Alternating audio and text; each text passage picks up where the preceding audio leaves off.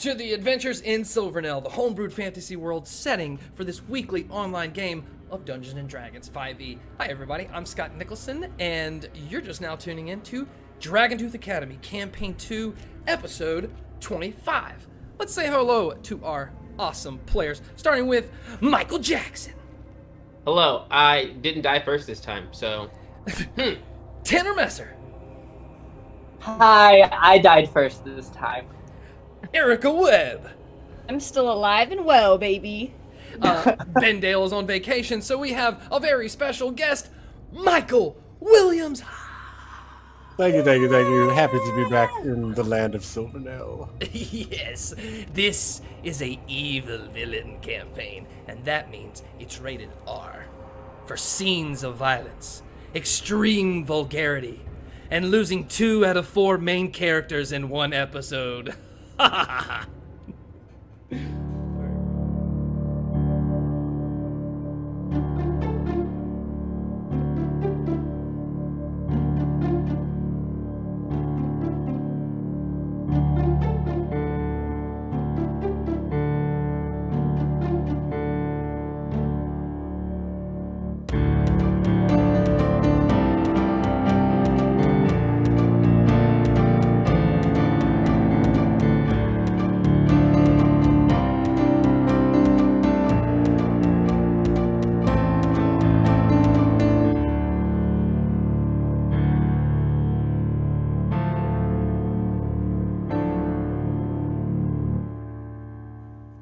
Alright, welcome back everybody. If you're watching us on Twitch, YouTube, or Facebook, make sure you like, subscribe, share, make sure other people can see it, and we would really appreciate it. And if you're watching us on Twitch, don't forget to use those rooter points. The more you watch, the more you comment, you build channel points, but we call them rooter, and then you can use those to make things happen in the game, like give them a random problem, or, I don't know, all the other options I can't remember at the moment. Which reminds me, last episode, Silver Fox bought a main player advantage, so I'm going to go ahead and roll that really fast. That is to Erica. Look at that. Yeah. All right, It was so rigged! you have some time in this game to call out your advantage. Also, very happy we have special guest Michael Williams, who's actually also here to promote his new campaign that's starting in less than 2 weeks, called Into the Expanse. Tell us about it, Mike. Yeah, thank you, Scott. Some of you probably remember me from the last campaign, the Second Coming, and Into the Expanse is going to be kind of a cool sequel campaign, but with a bunch of new characters. Zeph and Drix have continued to live their lives and wandered around Colbrador for a while, but then decided to head into the Expanse, the uncharted, unknown region of the world that lots of people have gone into, but no one ever comes back, and nobody really knows why. And certain sequence of events that has something to do with this game actually partially spurned Zeph and Drix into this decision to roll the dice and take a 50-50 shot on whether or not they would find an unexplored land or certain doom. But it turned out to be some pretty cool stuff over there. But there's trouble brewing deep underground that could affect all of Silvernell. So he needs a group of intrepid adventurers, and one of them is going to be his and Zeph's son, which Scott will be playing. I'm very excited. And then my wife Meg is going to be joining us as Odessa, another council member from Armenia. And our good friend Katie Mack is going to be joining us as Demetra, a satyr from the Feywild. And this is going to be a little bit different than the previous campaigns that we've seen on Adventures in Silvernell, because it's built as like a sandbox style game where all of the players will trigger 100% of the events. And there are so many places to explore and characters to meet and things to discover, creatures, magic items, ancient mythology, some stuff that is literally and figuratively otherworldly. So it's going to be great fun. We're starting, our first session will be August 12th at 7 p.m. We have our session 0 this week, which we're actually going to record. And if it's not hot garbage, we'll release that as a preview. But you never know. Session 0, you never know. You never know. they're not meant to be performative. They're meant for everybody to figure things out. Yeah. And that's not always entertaining.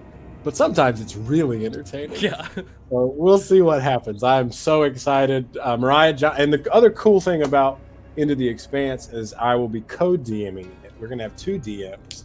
Our good friend Mariah Johnson, who played Zeph in the Second Coming campaign, she and I had kind of crafted this narrative surrounding these characters, and so we decided, instead of one of us trying to be a player, not to mention Zeph and Drix are just insanely high-level characters at this point in history. Fun. What? Right? We thought instead of having one of us try to be a player, that we're gonna do the dual DM. We're gonna co-DM. And It's gonna be awesome. I would explain to you what that looks like, but I don't really know yet. We're gonna kind of figure it out. So, but it's gonna be fun. So come hang out. I promise you will enjoy it. Awesome. Thank you, Michael. Absolutely. Thank you. Also, tomorrow, everybody, we have a one-shot based on the anime Death Note that we're calling, ready for creativity, Death Book. We do have a one-shot. And Oh, these 2 to little us. shitheads are gonna be in it. Yes. It's gonna be basically the exact same thing as Death Note. The God of Death in Silvernell, his name is Bruntoro. He's bored. He's gonna drop his book. Now, weirdly enough, what's different is that this party has a reason to kill a specific person they do not know. So they're going to be using that book to kill him, and then we're gonna have a friend that's off stream that'll show his face at certain parts as the detective we're calling Jay, to try to figure out which player or NPC has the Death Book. It's gonna be chaotic and bloody and moody. It's Ooh. gonna be chaotic. Very excited. Tooth, maybe. We'll see. We shall see. All right. I guess let's get down to the dirty. Last time on episode 24, heroes have arrived to destroy Dragontooth before all the construction has been completed on its defenses. The students rush to the offensive on the new turrets, with many falling prey to glowing rocks of death called the Voidstones. Bognak gains his new magic items from Komapa and spends time to attune, making him a force to be reckoned with. He reaches out for aid to Sazmath, not knowing Sazmath was soon to betray him. But Sazmath agrees to make a potion he will instead use to destroy Evening Plume's reputation later on. Bognak writes his goodbyes to those he's cared about along the way and makes the decision then and there to enter the astral plane. In 6 hours, he returns, having spent 6 years in the astral plane. He jumps right back to where he left off. Strange, after 6 years, one would know exactly what they were doing. Odd. Russ Quinn has not hit puberty yet. B says that's okay. Maybe they will adopt a dinosaur. Moving on. Penny destroys Skazi in an impromptu practice for Dragon's Gauntlet. It's not even close. Everything else can be forgotten, overshadowed by the morning to come. Bognak arrives to stoic impatience from Evening Plume and Yumi Jujui. They escort him down further into the rocks, much further past anything we've ever seen yet in this campaign, down to molten lava and stone. It's in a moat as they enter this big room. In the main centerpiece, a skulled shrine to Cthulhu, adorned with her very eye. All of the professors attended, including Headmaster Landria Fatale. Sazmath finally betrays Bognak and uses his follies to throw a spotlight on Evening Plume's jealousy of Headmaster. Evening Plume is forced to tell the truth. He will betray Fatale, for she is unfit of her position. Before any punishment commences, he fucking escapes. In the action, it is forgotten that Professor Trevels had ordered a dangerous poison without the headmaster's consent or knowledge. That just kind of slid through there. Landria instead turns her attention to her Yumi. She presents her baby child, the one whose father is Yumi Jujui. Her name, Christine Zinzarin, the original name, last name of Yumi, Yumi Zinzarin. And motherhood has now bored Fatale. She throws her baby into the river of magma and recommits her allegiance to the mighty Cthulhu of the Ithilid realm. At long last, and pressure from Fatale, Bognak turns against Yumi and kills them. He then pleads with Headmaster to let him to become a professor. She responds to his plea with no mercy, ending the journey for Bognak T. Bruiser. We have been left in the ash, so that is where we shall begin. You guys don't see this. None of you are in the room. But Vital reassures everyone's commitment to Cthulhu, and everyone agrees. Professor Rosh, Professor Sazbath, Professor Trevels. Only 3 of them left. She throws Bognak's body with his magical items in the lava as it sinks. The eye of Cthulhu closes, and they leave this room. She looks back at everything and says to Trevels, "Take a long look, Trevels. This is the last time we will see these rocks." And walks out. The party, at this point, which is just Bee and Penelope, Penny, Flora, you wake up in the morning, and it's breakfast time. Good morning. Our missing friend Bendale does redeem a player finds a health potion. So All we gotta right. roll for that. You're telling me that the player that's not here is giving Rooter points right now? Yeah, he said gotta burn these Rooter somewhere. I'll Have bet fun, you kids. $10 he took off just to use all those Rooter points. All right, B's 1, 2, 3, Penny's 4, 5, 6. It's a penny. Get a health potion. What kind of potion is it? Just a 2d4 plus 4. Thank you. Add to my bag. Everyone is in the furnace. There is like a regular fire into the furnace now. There is breakfast. This table is looking very barren with the few students that remain. I think it's less than 30 at this point. Whew. Yeah. The brave are left.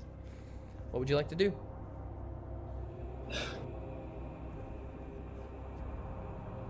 I think Penny's currently just having breakfast with the throuple. Kind of keeping it casual. I don't think anything's particularly on her mind. She assumes it's going to be another normal day. She needs to go talk to Sasmath about the failing numbers of the blue team because they're like almost all dead. There's just Yumi left. Oh yeah. I don't know Yumi's dead yet. So currently only Yumi's the member left on the blue team because the other ones are all dead.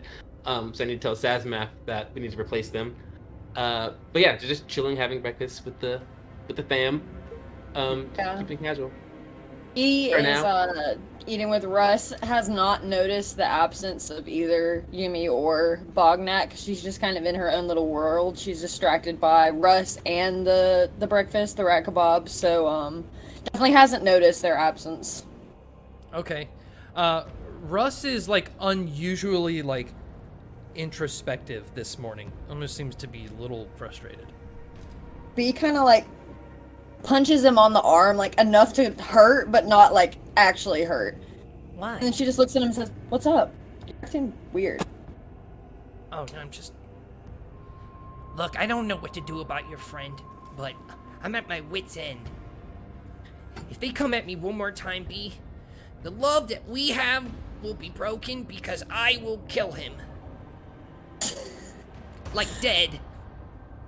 She just kind of laughs and like rolls her eyes because it's not something that she hasn't heard before, and she's just kind of like, "Okay, Russ, yeah, you got it." Just goes ahead and takes another big bite. He slams his hands on the table, knocks his chair back and stands. I swear, B, this time I'm telling the truth. I'm gonna slit his throat so hard in blood he's gonna coat the floor. He's definitely been around B too much at this point. B just goes, "Okay, I think you're just hungry. I just think you're a little hangry right now. I think you should just sit, eat. We can talk about this later. I think you and Yumi could probably work out whatever is going on. I know you really hate them, but Persuasion check. he's nice. I love Yumi. Damn it." But you also have like 4 or 5, maybe 6 points with him, so I'll give you advantage. Oh, that was a nat 1. Well, No, I did babe. say you get advantage, so thank God. Okay, hold on. 11, a little better, not much better.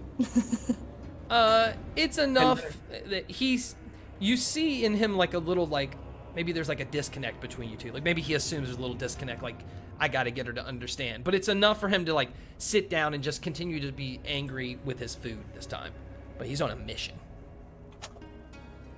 All right, Penny, people are coming in and out of the furnace. You do see Trevels and Sazmath walking together, coming out of the library, making their way around the floor to Gibbles. Yeah, I will make my way to Sazmath. Sure. As you go up, you overhear Trevels saying, I understand, but your perception does not equal reality, Professor. Oh, good morning, Penny. How can I help you? There seems to be some problems with the Dragon's Gauntlet teams. The Chronosphere team is currently down a few members, 3 to be exact, of their 4. So I think we need to get them replaced since we haven't officially started games yet, and they're all dead.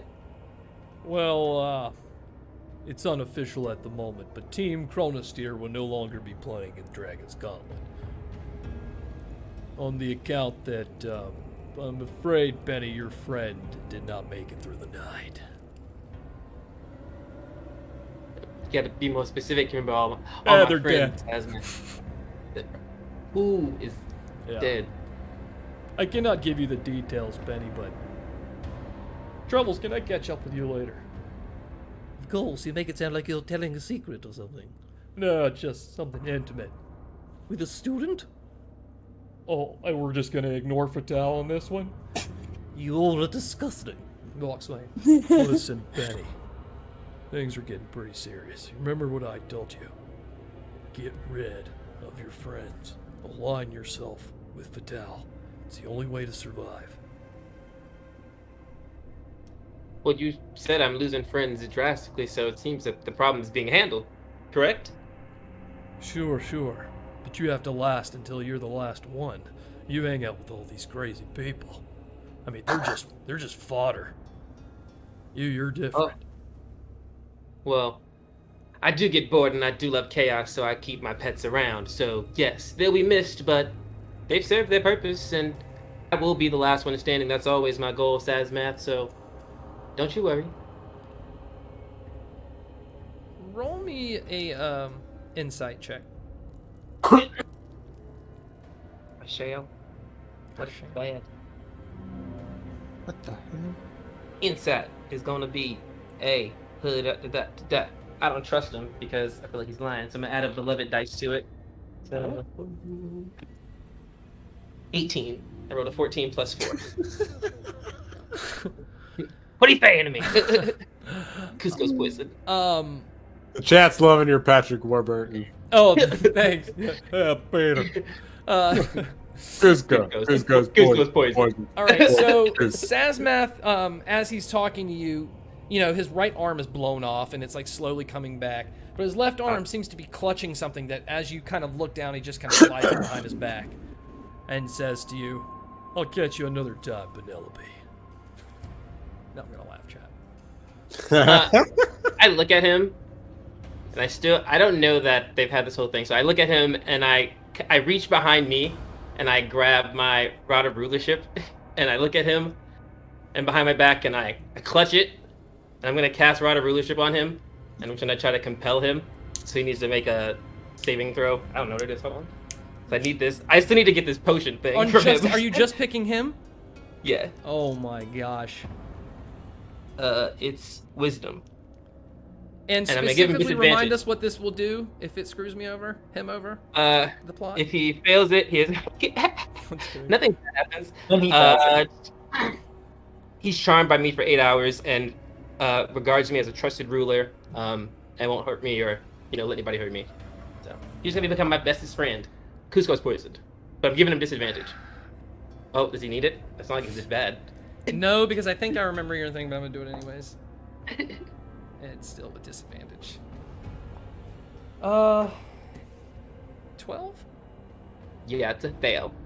And Penny looks at him and she goes, "So, I know you say friends are friends, and I need a friendly favor. I need you to give me that package that Maya Troubles wants. And I need it as soon as possible. Please. Oh, buddy, old pal, Penelope, friend here. I totally can understand. I mean, the poison that's inside that package could spread just like it when it was released by Korok so many years ago. But if I give that to you and you accidentally drop it and spill it, we're all WF fucked. You know me, I'm so good with plants and delicateness, I would never drop a vial of such importance. I'm a very trusted. Fatal herself trusts me. Sazmath, you trust me. After all, we are very kindly with our 4 relationship points. All right, because he instinctively thinks that is like super dangerous, I'll make you roll a persuasion check, but because he's charmed, I'll give you advantage. Because I think there's like a borderline I'll be killing myself if I do that. Yeah, it is a 21. I'll go get her right away. Yeah, well, okay. Well, that's best. I'm gonna go drop something off with Travels and then go get it. Can't believe he's doing this. Thank you. I appreciate it so much. All right, he's gonna walk over to Gibbles to where Trevels went to go drop something off, and immediately you're gonna see his bony legs booking it. Thank you, Daddy. Bye. Bang. And Penny goes back down the stairs and she's like, "Well, that was casual." And she's gonna finish her lunch or her breakfast. I love berries. Anything from B? Was B like able to see them talking for so long? Yeah, you could Like, see were them they up on the within- railing, up at the railing. She definitely noticed that. Because they were together for a long period of time, and she would also notice that Evening Plume wasn't with them. I don't know why she hasn't noticed that Bognak and Yumi are not around yet. I guess just because she loves fucking with Evening Plume so much that she noticed his absence. Okay. I'd probably be too far away to hear anything that went on, though, right? You can maybe hear a few things. Roll a perception check. Maybe. It is up on the second floor on the railing, and there are people, and it's a big echoey room, but maybe you heard It something. was an 8. I didn't hear shit. Yeah, you can probably hear Peter, but that's about it. You're still standing there, right? Goes poison. Yes. I'm gonna go up to talk to Penny since they were talking for a minute. I'll be like, yo, what was up with that? Oh, I needed to procure a package from Sazmath for a friend of mine. So, he was being weird. He mentioned that our friends are like no longer here, and I'm assuming someone's died, but he wouldn't say who died. Have you noticed anybody missing recently? Can I roll for that? Just because I'm so stupid. If you've noticed anyone missing, Right, if we both just looking up, yeah. Right. Sure, roll a perception check. See if your friend is missing. Oh my god, that's a 4. I'm like, I turn around and I'm like, Us is here. I think everybody's here. I mean, Evening Plume's not here. I think that's fucking weird, but no, I think everybody else is accounted for. You say Evening Plume, and I'm like, Evening Plume's not. And then I look around. No Yumi, like around. No loud annoying Bognak being perky or moody at the same time. Do you think that maybe... You think maybe that something happened to our friends? It sounds like what he was trying to get at. He's being so secretive, and I hate when they just don't tell me things. And it's like, oh, let's dance around it. Well, I don't think Bognak is dead because he's like already dead, right? He's good at There's doing no that. way- So, yeah. But there's no way he could die if he's already dead, so... You think it was Yumi? I mean, now that you mention it, I haven't seen Yumi all day. I haven't seen Yumi, and they were supposed to be meeting with Fatal, and you haven't seen Fatal, and I'll never know where Fatal is because Fatal's annoying. But And now that I think about it, Bognak definitely wasn't in the room this morning when I woke up. weird. I guess we'll have to keep our eyes open, or your nostrils, if that's how you prefer My to look. nostrils. I just take like a big inhale to see if I can catch any like whiff of either of their scent anywhere around. Bognak, Evening Plume, and Yumi? Yeah. Okay, perception check.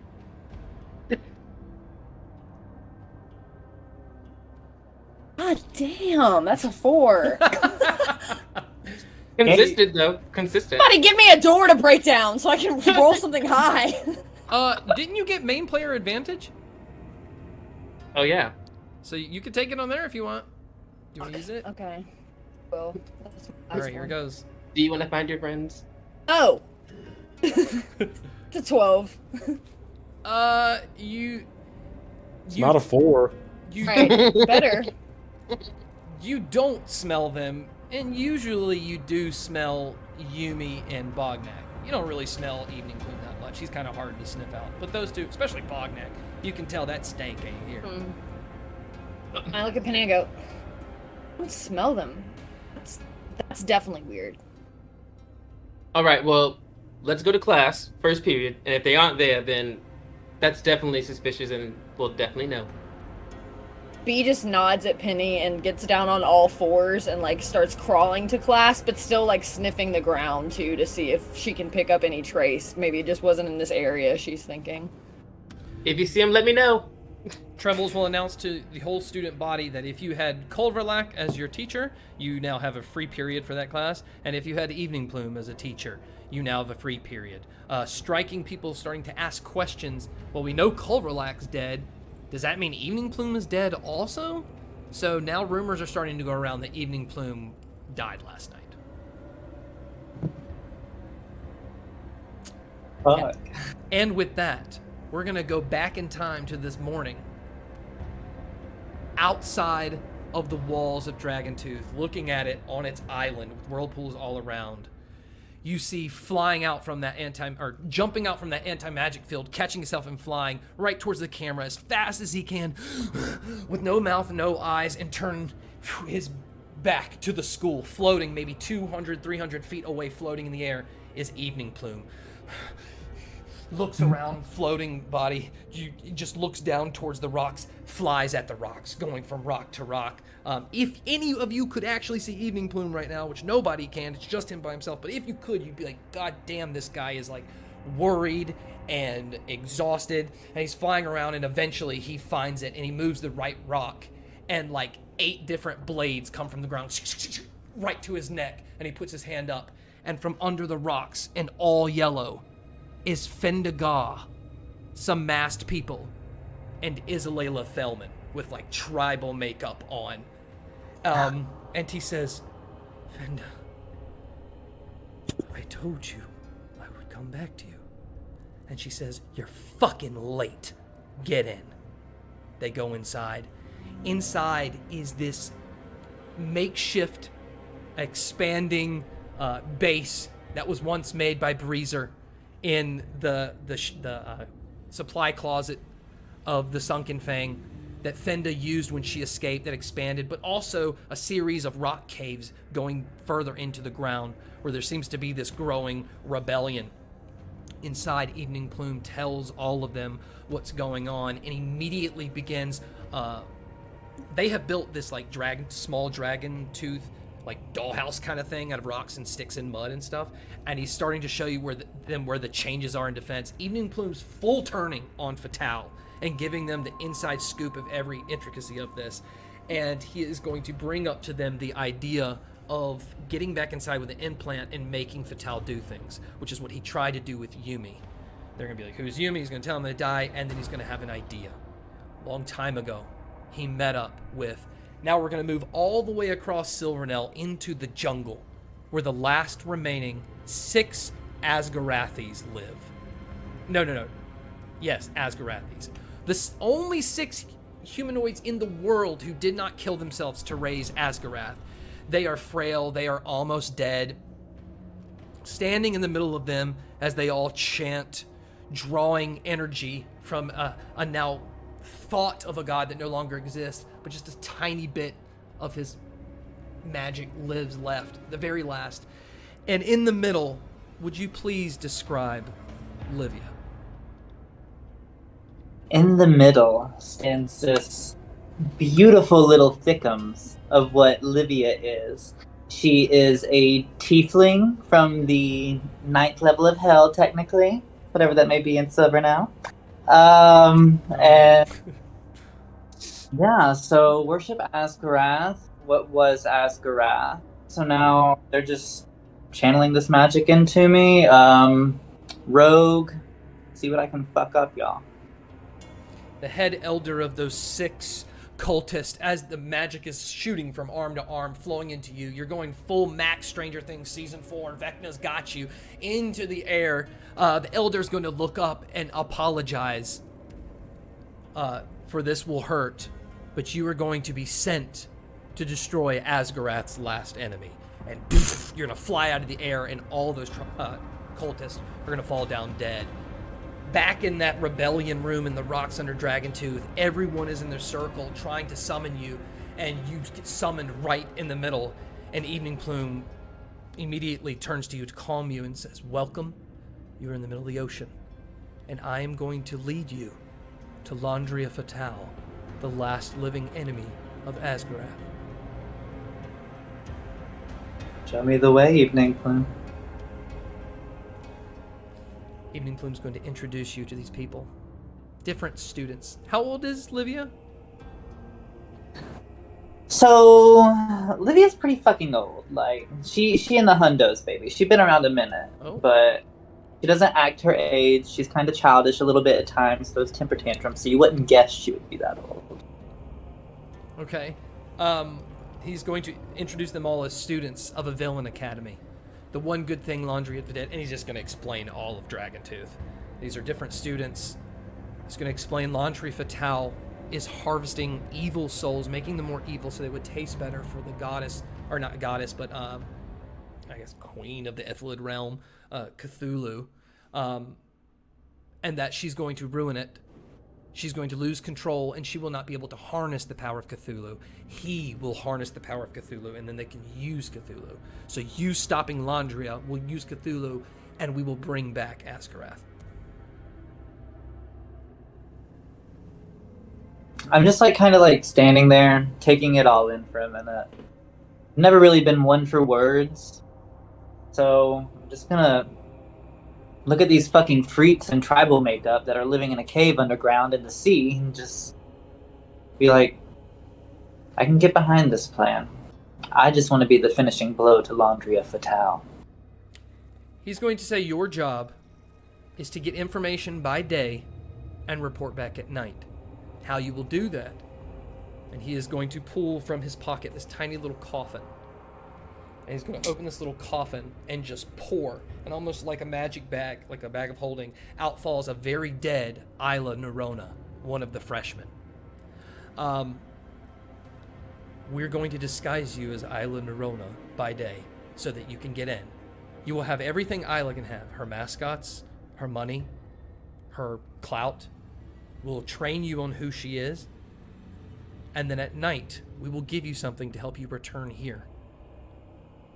Together, make whatever allies you want. We will bring down Fatale, and we will stop her summoning Cthulhu, and we will summon Cthulhu.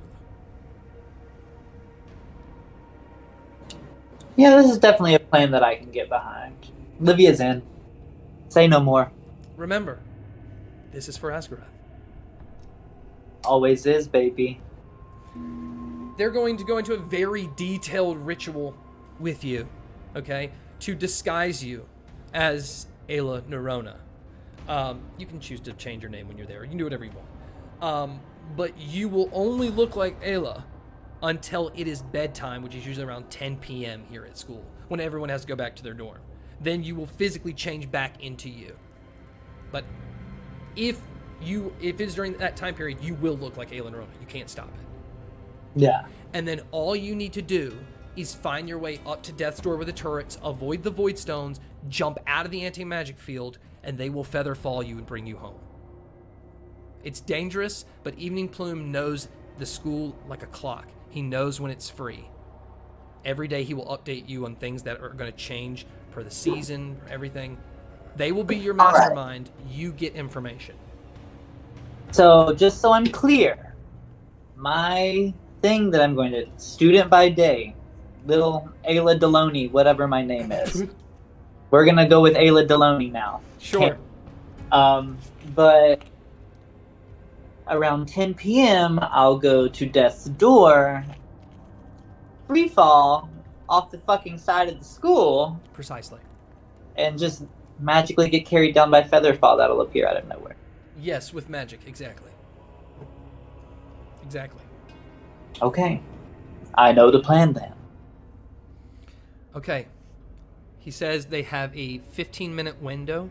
They're going to take you up to Death's Door to the anti-magic field, throw you in. They can't fly you in because it'll stop the magic and they'll fall. And then you get down the stairs. You have 15 minutes before anyone checks that Death's Door before student watch. Or not before student watch, but before the first class. Let's infiltrate this bitch. They're going to take you up, put you at Death's Door. You avoid the Voidstones. They're not crazy right now. They didn't put them all out.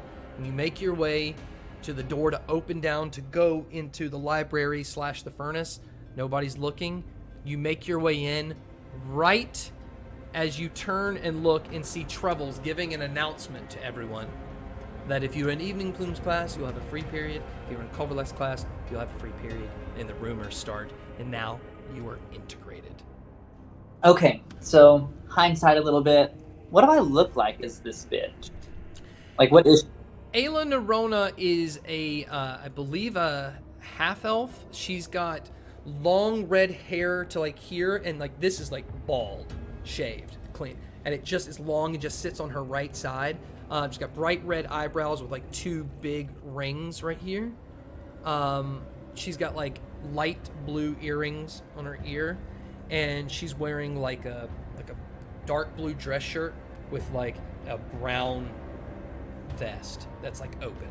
She's got kind of a Captain Jack Sparrow-ish vibe.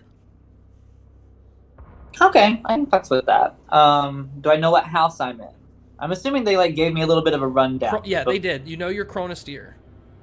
Okay. And at this point she has her own bedroom because everyone had died, so they tell you where the bedroom is. You have basically the same before. Okay. Since B was on all fours, like still sniffing, since Livia was just with Evening Plume, would B be able to pick up Evening Plume's scent off of Livia? Perception check. Yeah, perception check. God, please, I'm begging. Come on. Which god? Any of them. 8. No. Damn it. That would have been good. That would have been. It's like I crawl. See, you made me use that.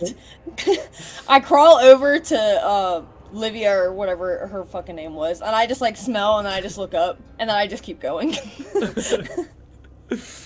Perfect. All right. Well, first class, I guess. Ayla's kind of wandering around, figuring out where to go. Both classes are kind of boring. The teachers are very distracted. It's a continuation of what you've been learning before. So we're going to go into lunch, and at lunch, they're going to announce to everybody that rehearsals are canceled for this afternoon. Your entire afternoon, Dragon's Gauntlet will be canceled. Everyone will be starting the beginning attunement to the Voidstones with a substitute teacher in the Corridors of Remembrance. So you have lunch to do whatever you want, and then you're going to go to that. Would you like to do anything or skip forward? Does Sazmath bring you my goodies? Sazmath does. He brings you your package. How long did that thing last? It lasts 8 hours. Okay, yeah. He's definitely going to bring it to you, for sure. And I thank him graciously. Thank you. He's going to tell you to take care of it. I will.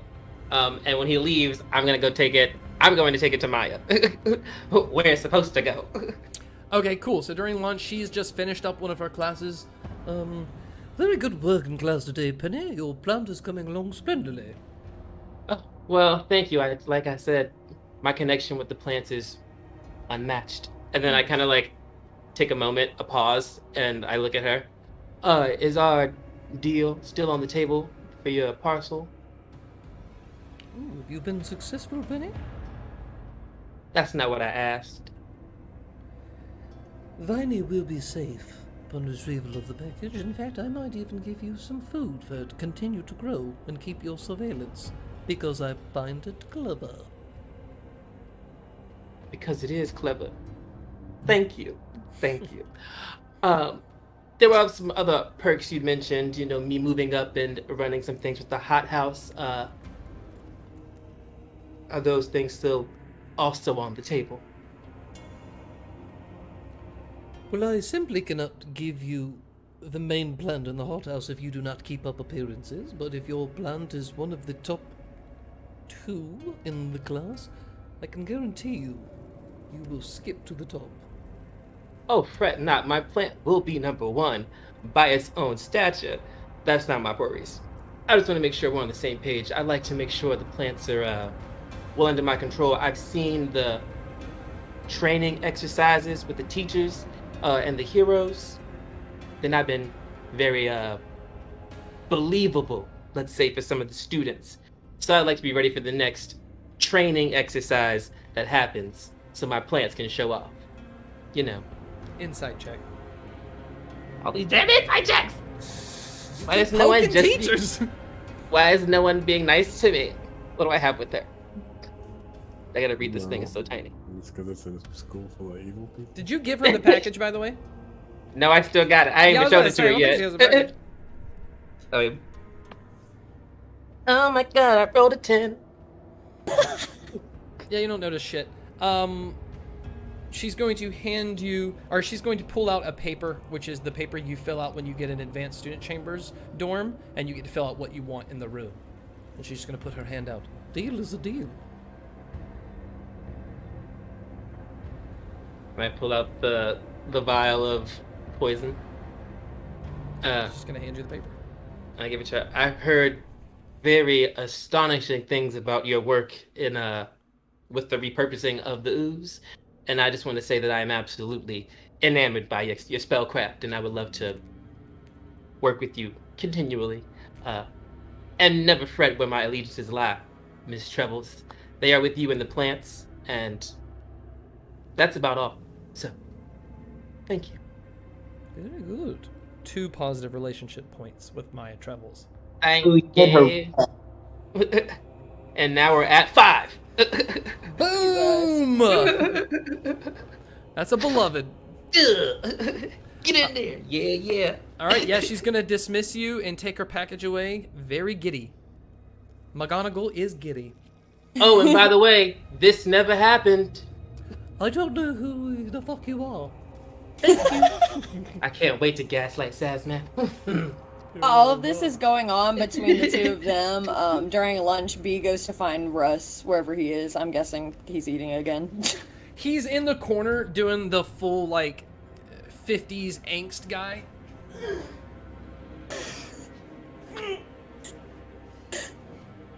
He just goes over and, like, taps him on the back, just kind of softly this time. B, this is it. I've got a plan. And he's gonna start...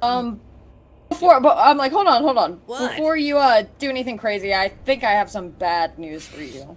What? It can't be any worse than me not killing Yumi yet. Well, thing is, I think somebody might have gotten to Yumi before you. Echo. What? Well, I was just talking to Penny, and Penny said that Sazmath said that Yumi and Bognak both might be dead, and I can't smell either of them anywhere. He's just gonna grab you by the collar and pull you into his eye patch. Are you fucking kidding me right now? Is Yumi really, going? I mean, if you want to go look for them together, I mean, we can try. I can't smell them anywhere, though, so I have no clue where they could be. I'll take care of it. I think you'll slow me down. I'm really feeling myself today. And he's gonna book it, and you just slow you down? Okay, but he just kind of rolls her eyes and walks away. He's going to run off, and you just hear immediate echoes from all the halls. This guy is everywhere all at once. Yumi! Yumi, you fucking loser! Come out! Yumi! You couldn't even beat me on a 1v1, pussy! Russ is gonna be devastated. I can't wait. Get off the table, cat. All right, is that it? All right. Here comes Roshk. Students, yes, go ahead, dinner. Yeah, no, I'm good. Okay. No. He's going to say right this way and take you up to Death's Door. They're not going to stop at the turrets. In fact, they're going to take these ladders that go up 3 floors to the new and improved, yet much smaller, corridors of remembrance. He's going to open the door and show you that you are at the, it's already in a memory, and it's like an entrance way to this cave, which I will describe in a second or let someone else do it. But the main difference is, as you can tell, students, the memory does not stop when the door is open. There are more surprises. Inside, I'd like to introduce you to your substitute teacher. As you walk around the corner, you see standing there. Please describe yourself, Drix. Standing there is a lizard folk of a sort, but this lizard folk is of a saurian lineage and basically looks like an anthropomorphic velociraptor. He wears some heavy leather, tattered sort of armor, a cloak with a painted sigil on it, raptor claw necklace, and some other bones and things.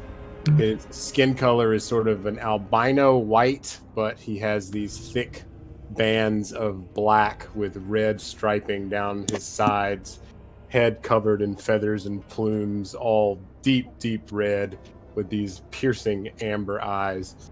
And he leans on a staff, just sort of idly scratching his claw along the wood.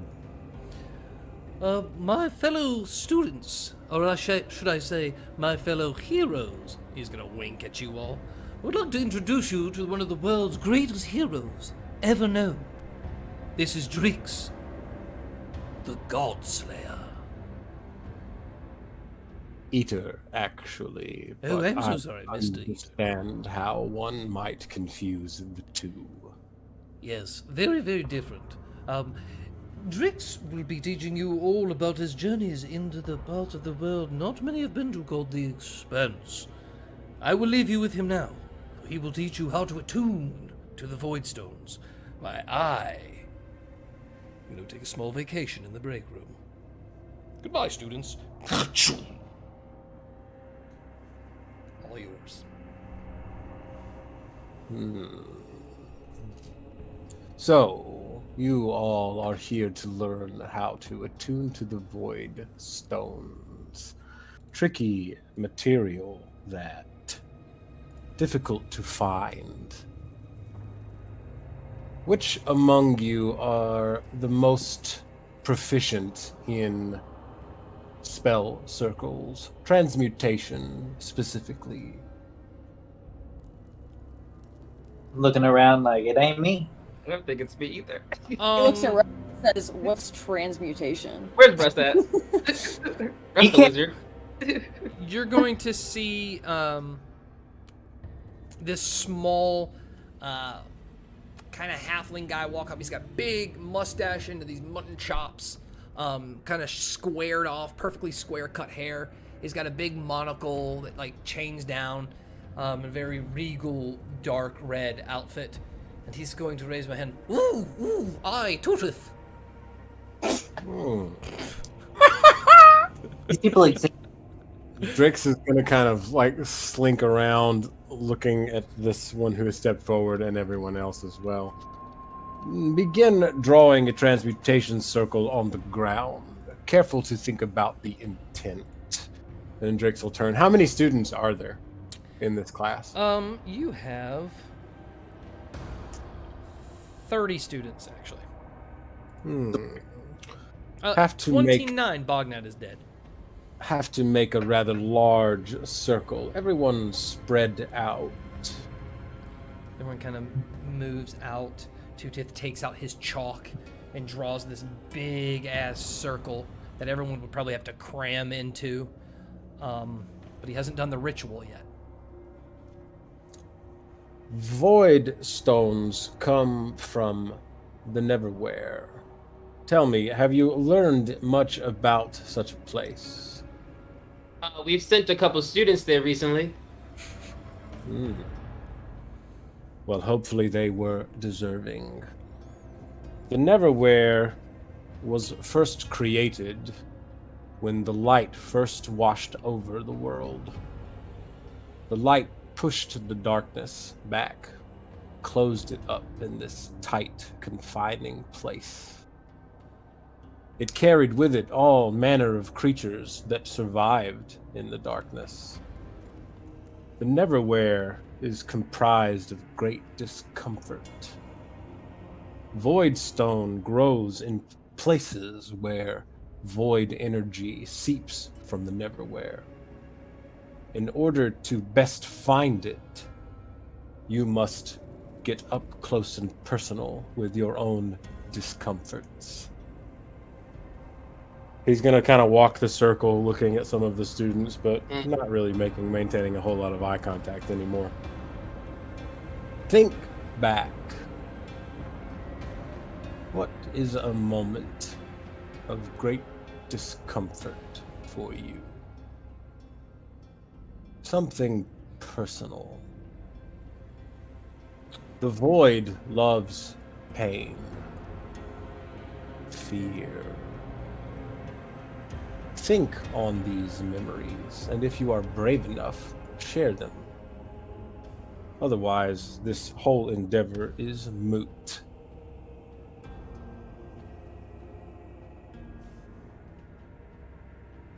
Yes.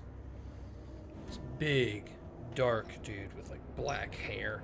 He's got like a red thing on it. Maybe he's either a tiefling or some kind of like bull type. It's kind of undiscernible with so much clothes on him. He says, Yorikawa Juni, my family was shrunk when a whole town of ours was brought to the size of a wooden block by an evil sorcerer. I lost everyone that day, but I still keep the town with me, just so I can think of my parents. As Drix listens to this story, he sort of stands like directly in front of the student and stamps his staff on the ground, and this light appears at the base of it and shoots across the ground into the chalk line and glows underneath his foot.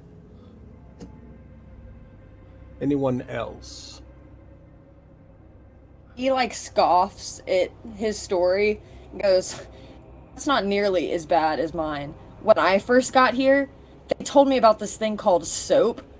They shoved me in this place, water. I lost everything important about me. Couldn't smell myself for weeks." I, too, am not fond of bathing. Drix stamps his staff on the ground, and that light shoots up around her feet. Worth pointing out that you all of a sudden feel that water and that soap all over you as this spell circle closes around your feet. Any others? Be mindful, you will not be able to share your Voidstones. You see this like light blue Ganassi walk by, completely bald. You guys know him as Morton Zell. When I was a baby, my family found out that I had fire powers as an ice Ganassi. I was ridiculed by my classmates. My father called me a disgrace. He would punch me over and over again repeatedly, saying he's going to beat the fire out of me until I killed him. And my mother, she wouldn't love me anymore after that. Staff on the ground, light. One by one, students are going to start saying things. And every time a student says something, Drix says the same thing. Yeah, Penny steps forward, and she's like, one of the few times that I died, I was burned alive, and it was particularly unamusing. She's a great fear of fire. So I'm sorry for this. Pass the stamp on the ground.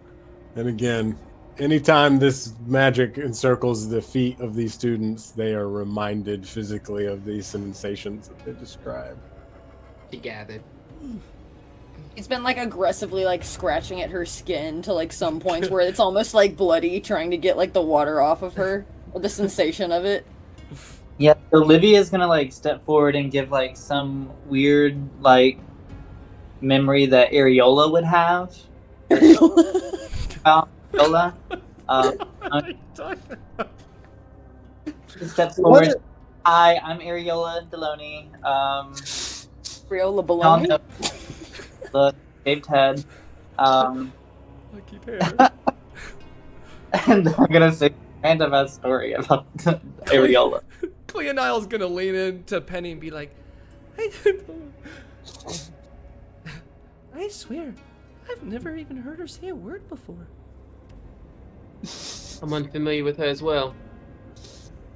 Kind of look over at her.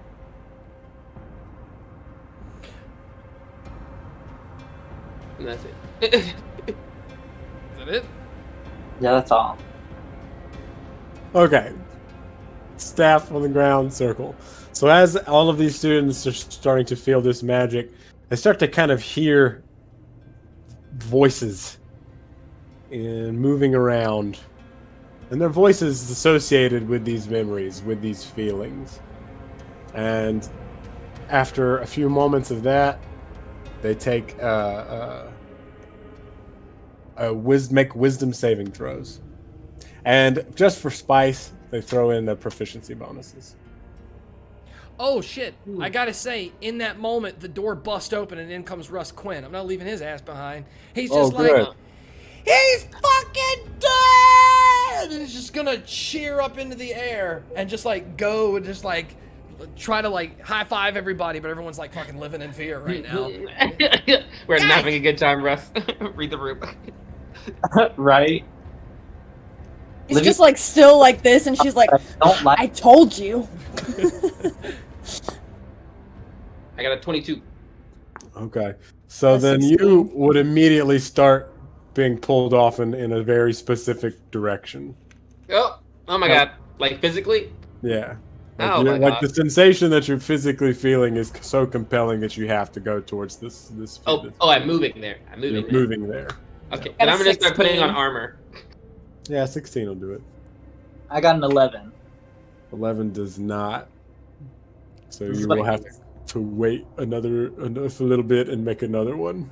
I say about half the students failed theirs. Okay. So you got about 15 that are at like, let's see, 15. I'll say a good 10 of them got 13. Like they rolled a 13.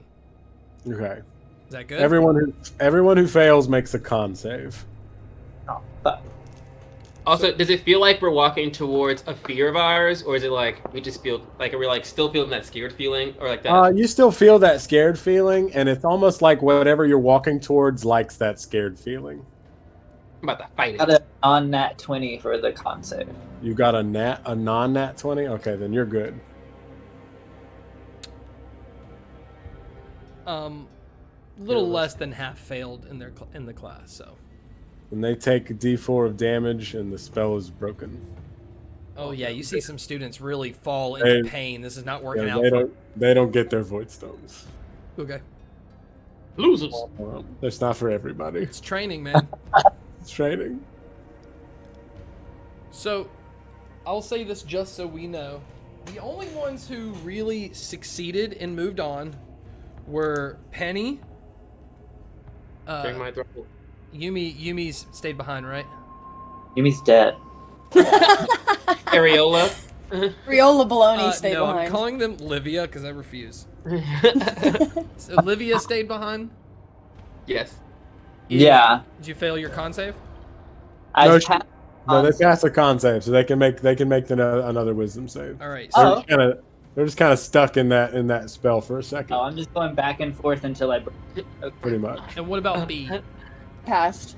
Yeah. Okay, you're good. So Penny, B. Oh, does Russ need to think of something? Russ is like, I mean, or he just missed it. I like the He's idea of him late. just missing it. So he didn't get one. He missed it. We'll say He's too happy. Ignat passes everything, Ignorant. and also Finnegan Riger. So it's actually only gonna be those 5 that fully succeed. Penny, B, Ignat. get it on the second wisdom? Yeah, 19 gets it on the second. Oh, it's actually only 4. Finnegan Riker's one person. You got 4. Okay. So as they're pulled in these directions in this cave, I mean, and you know how far we want to wander into this cave is how big is the cave. They get pulled into these sort of alcoves, and if you kind of y'all watch the Clone Wars, we got any Clone Wars fans in the house? Whenever they were looking for the younglings were looking for their Jedi crystals, you know, they wandered into some place, and you can't really tell if this is really happening or if it's not really happening. But as they get pulled into these different directions, it's like they're stepping into these painful memories. And at the center of that painful memory, whatever the center of it could be, that's where they find the crystal. And they're small, just kind of floating in space. Don't really look like they're sort of prismatic, 3D. You can't really tell if it's there or not. But you can reach out and touch it. And then you got to make another con save. Touch it. Riker's gonna reach out and he's going to roll a 15. No, I rolled such low thing. Rolled a 17. That passes. Am I making this one? No. Well, Okay. Good at con saves. What did Penny get? good. That's Yeah. going to come in handy for you. I got an 8. I rolled really low. You got a what? I got an 8. Yeah, that's what Ignat got too. You take a D4 damage, psychic damage. You're still able to pull the crystal out, but it does not feel good. Actually, I As kind that of like it. memory sort of lashes out at you. It feels like fire now. Ouch. I took 3 points of fire damage, or 3 points of psychic damage. I think B's greatest fear is bathing. That came in handy. Does your room just look like a bathing house? Like, ah. I mean, it basically walking in there is like having to go in the water, like Yeah.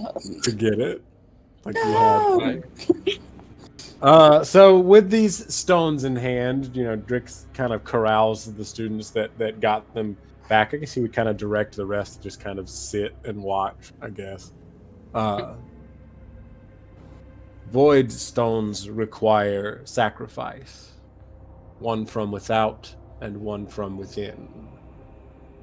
The without won't be too difficult. Void magic, unpleasant stuff, sends out ripples, calls things, crawling things, things that seek out this power, seek to bring back the dark, bring back all the things that crawl around in the dark.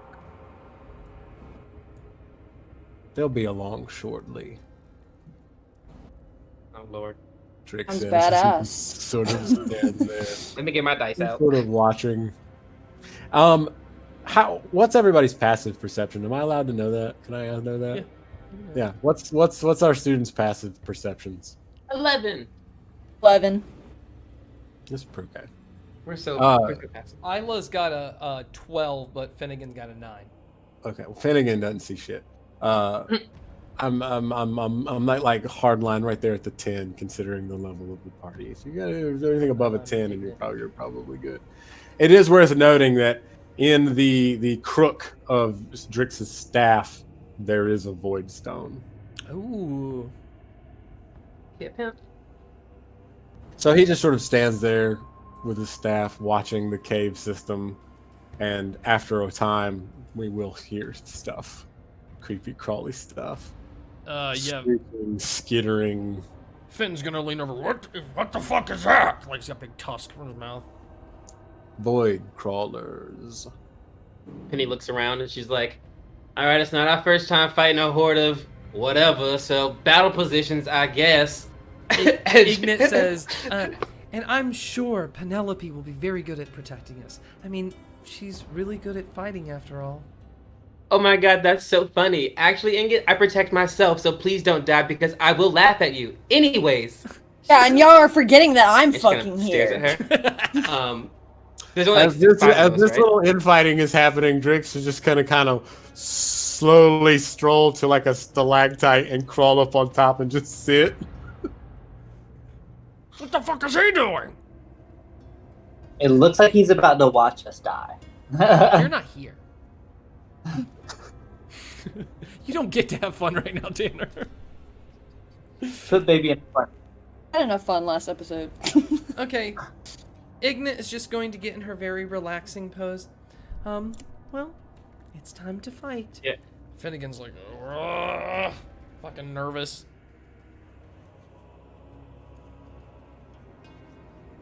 As you guys stand there, you can hear down one part of the cave, this like wet pincer chomp. And then what sound like little taps become a lot of taps. And then the cave start to shake. And you can tell because as the rocks move, the little specks inside of them just like reflect little bits of light. From around a corner, it starts to glow a little purple. As you see on the ground, this like little trail, almost like magma, but it's like purple ooze, just kind of seeps around like this little teeny river slowly taking over the floor. Very small, you could walk over it. And as the purple comes around the corner and starts to glow, you see this very like rocky black with white specks on top that kind of sparkle spiders come around the corner. Finnegan looks up at Drix. This is what you're doing? You're having us fucking fight spiders? We used to do this all the time! Ha ha! Have at it. Roll initiative. In fact, we'll make it easy on everybody. We're going to take, because it's around that time, we're going to take a quick 10-minute bathroom break and then come back into battle. Sound good? Let's do it. All right. Everybody's got 10 minutes. See you soon. And we're back from the bathroom break. Hey, everybody. Welcome back. If you're watching us on YouTube, Facebook, TikTok, something in the fucking future, make sure you share it. Like, say hello, comment. We will comment back. We love when people comment. People have been giving us some like really like sweet comments lately. Like we just stumbled upon their page and they love it. And I was like, thank you so much. Yeah, TikTok's been bringing the love. Yeah. Thank you for liking us. Yeah. But let's get back into it where we left off. We are in a Voidstone cave with Drix, and around the corner come some giant spiders. So that's kind of where we're at. So we've rolled initiative. So this is the way it's going to be. It's going to be B, then one of those spiders, because there's two. Ignet, Finnegan, another spider, and then Penny, as Drix on top of this big pillar just watches. So be aggressive, be aggressive. You already know that I'm about to wild shape and turn into a giant bear. All right, let's make you large. B way. And I will, for my bonus action, go ahead and go into a rage. Okay. Oh, Are you a druid barbarian? Yes, Yeah. I am. The craziest one. Solid. Angry bear. Angry bear. Stinky angry bear. All right, is that it? Yeah. All right. All right, so this spider right here is going to make a ranged attack at Penny. Rude. Yeah, they about to do some stuff. Attack be the it. big bear. Actually, it's a charged ability, so let me make sure they can. No, they cannot. All right, Good. they're going to squirm through this goo.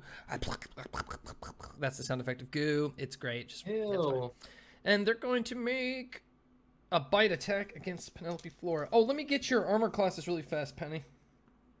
It's currently 17. 17. B. 14. Stay ready. Okay, cool. That's a 22 on you, Penny, Round with of your the hoe. shield.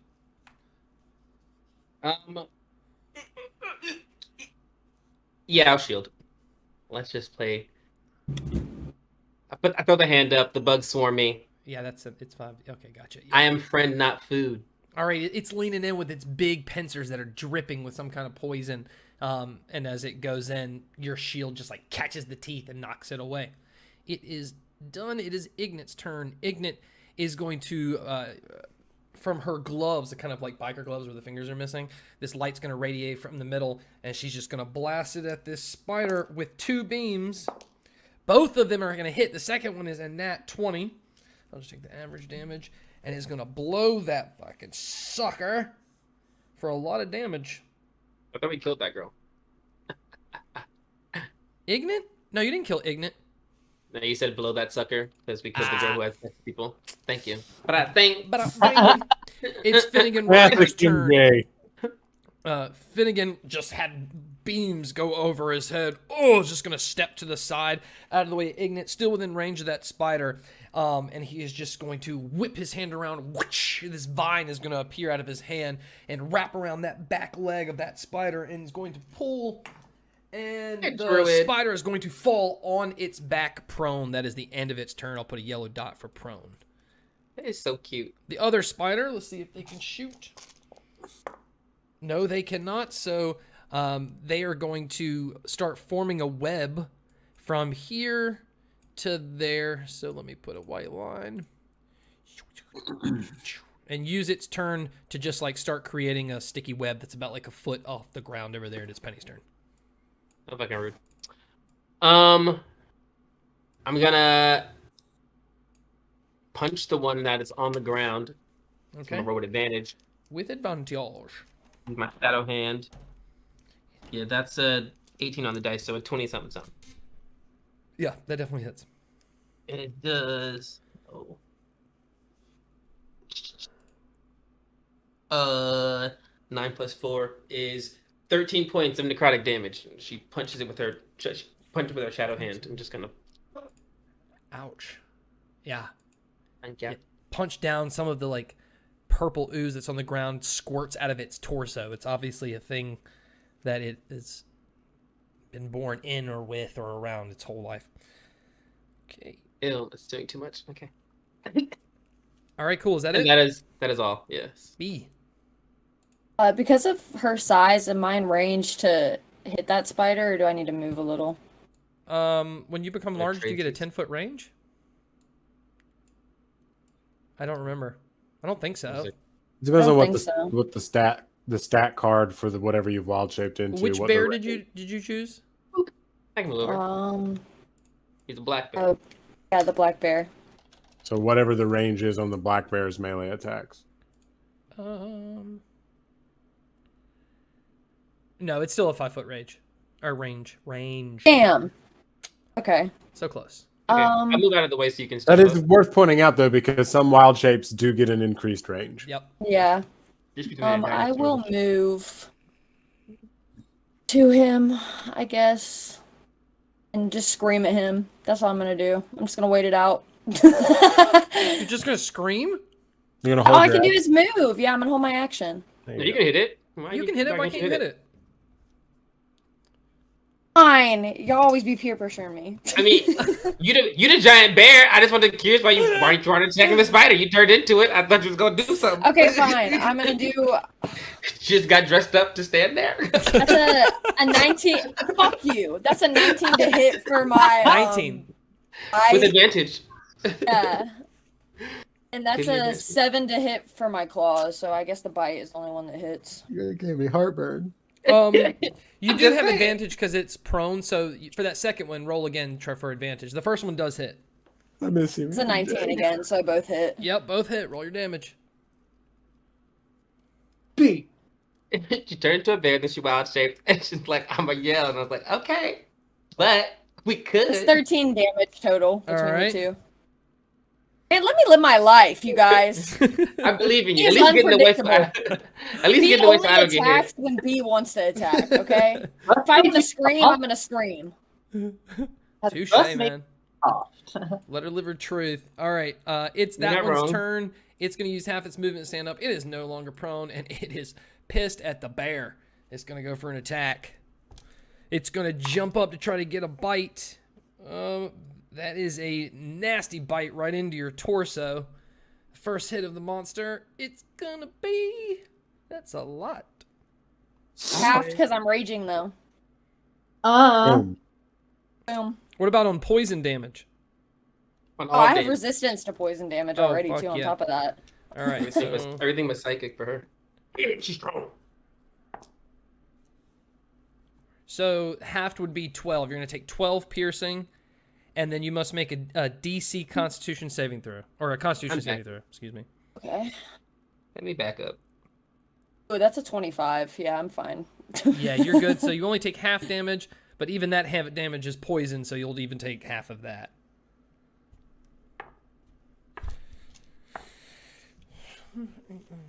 Well, have that 6. So you're only going to take 3. And that's after everything's halved. Solid. If that poison damage reduces you to 0 HP, you're stable, but you're poisoned for 1 hour. So that goes for everybody for all this poison damage. That's even after regaining hit points. And you're paralyzed in this poison way. So it's more of a paralyzation. Chill. Yeah. Well, I'm still a bear, so haha. Yeah, you're good. You're good. I'm not down yet. Get her. Ignat's turn. Don't knock it till you try it. She's going to shoot 2 more beams. Double roll. And both of those will hit as well. I'm going to do the... What are you, Ingot? What? She is doing some work. So They blast right into this spider. I'm going to make it roll a DC. It's fine. It does not budge. Finnegan's turn. Oh, gosh. He doesn't like this angle. Screw this spider. He's going to run 5, 10, 15, 20. Step past this to get a back angle of this spider. Step in that shit, and you see his boots. Attack opportunity? Yeah, it's going to give him an opportunity to attack to the spider, but also you're going to see Finnegan Riker's boots start to, like he's stepping in acid. It's like jumping to the other side. Spider is going to get attack of opportunity. It is going to hit. Holy shit, he's got to roll so much stuff. I'm going to do the same damage, so he will take 24 piercing damage. Finnegan Riker, don't die. And then he's got to make a Constitution saving throw. And he passed, so he takes half of 3d8 poison. Jesus. Don't want to get hit. Run. Okay, that's not good for him. All right, and then with his turn, he is going to cast light further into the cave. So it's going to go up, kind of just forward and reveal this whole area. And it's going to alert a few more spiders as he's just like, oh, shit! Great. And 3 more spiders are going to turn in that direction and enter the fight. And now we have to keep track of so many spiders. Anytime anyone casts light, I get PTSD, you know. Just curious. The darkness used the light to make itself known. When does Livia / Areola Baloney show up? Where's she at? We need reinforcements too. Oh yeah, what is that about? Party. She passed that second check. Where the reinforcements at? All right, so at the end of Penny will be at the end of the round if anything needs to happen, anything. So Finnegan just went. It is the spider's turn that's right there making the web. It's going to jump to the other side and just continue making this strong enforcement. God. You are not going this way unless you want to roll a check to get stuck in this web. And then it's Penny's turn. Penny is going to dislocate her jaw, summon a swarm on top of this spider, and then she's gonna. Oh snap! What? Why did I do that? And then she's gonna back up. Oh no! Hold on, my map's doing weird things. I can't. I'm like moving my character, but my map's also moving at the same time, and it's not being productive. Wait, I'm trying to go right here. What? Someone help me. Where are you Move going? me here. Move me here. I got you, boo. That's I the keep opposite. I keep moving when I pick up the cursor, it also moves the map, and so I can't like. That's Oh, what I being do. weird. gotcha. Witchcraft. And it usually stops. Yes, but I'm summoning my bugs on top of that spider, All right. backing up, and then my bugs are gonna attack the spider. All right, let me get your Woo! storm ready. Thanks, sir. I'm gonna roll to hit. Okay, I rolled a dirty 20. nice. Let's go. Definitely hit. Looking around to find out if these bugs hurt.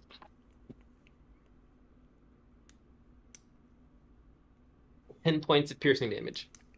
Ouch. I think it might be resistant. It better not be. That's what I got. I won't tell you. All right, is that it? Yeah. All right. No, my It's your turn, not aggressive. Wow. I'm doing the same thing, going for the bite and the claw attack. It's a 19 on the bite and a 13 on the claws. 13 misses. Damn. That's still 9 damage. Ouch. Yeah, you guys are beating the shit out of this spider as like poison blood is squirting out in different directions. Bugs are flying around it. Drix is just looking down from the top. Mhm. technically be as the beginning of this next round. Do you want to try to re-roll Livia? Yeah, Yep. we can do that. Okay. Well, So yeah. it's Yeah, wisdom? girl. Wisdom? What was it? Yeah. Wisdom. The wisdom is to if you succeed in the spell. Con is if you take any damage. Gotcha. Okay. Wisdom con. Got this. Wisdom is a 19. That passes, so you're good. Get your ass in here. Show us what you can do, bitch. So Girl. basically, same thing. It lead you this whatever memory the character has, whether it's it has to be Livia's. It can't Yeah. be a fabricated. Yeah. So So- whatever. That's an interesting thing is because whatever you said, it might be something completely different that you're actually Oh experiencing. shit. Yep. Something But- completely different that I'm experiencing. Something traumatic, something painful that leads you to your own Voidstone. Right. All right. So you look like Ayla, so I'm giving you Ayla, but Tanner, you're able to move her around. Okay.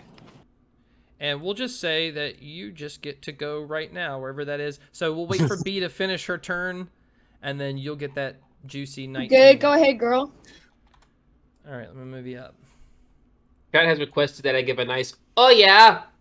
So there you go. Who requested that? The game in chat. Nice. Oh, yeah. I got you.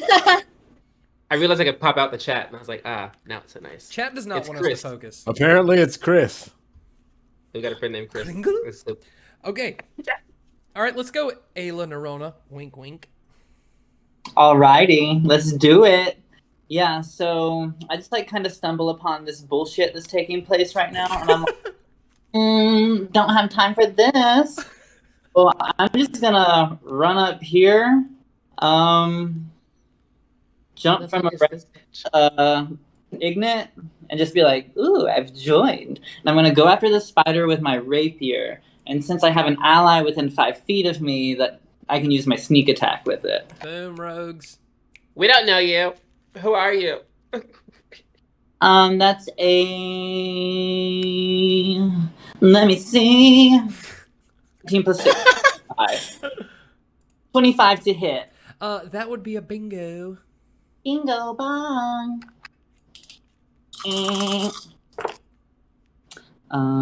8, 4 is 12, plus 5 is 17. 20 damage. Describe how you kill it. Yeah. Coming in clutch. Just shows the killing thing. I no, and like pop out from behind the Ignite and just jab that spider right in his fucking face. Boom. Spider bitch is no more kaput. But the battle rages on because more spiders are coming around the corner. Yeah, I.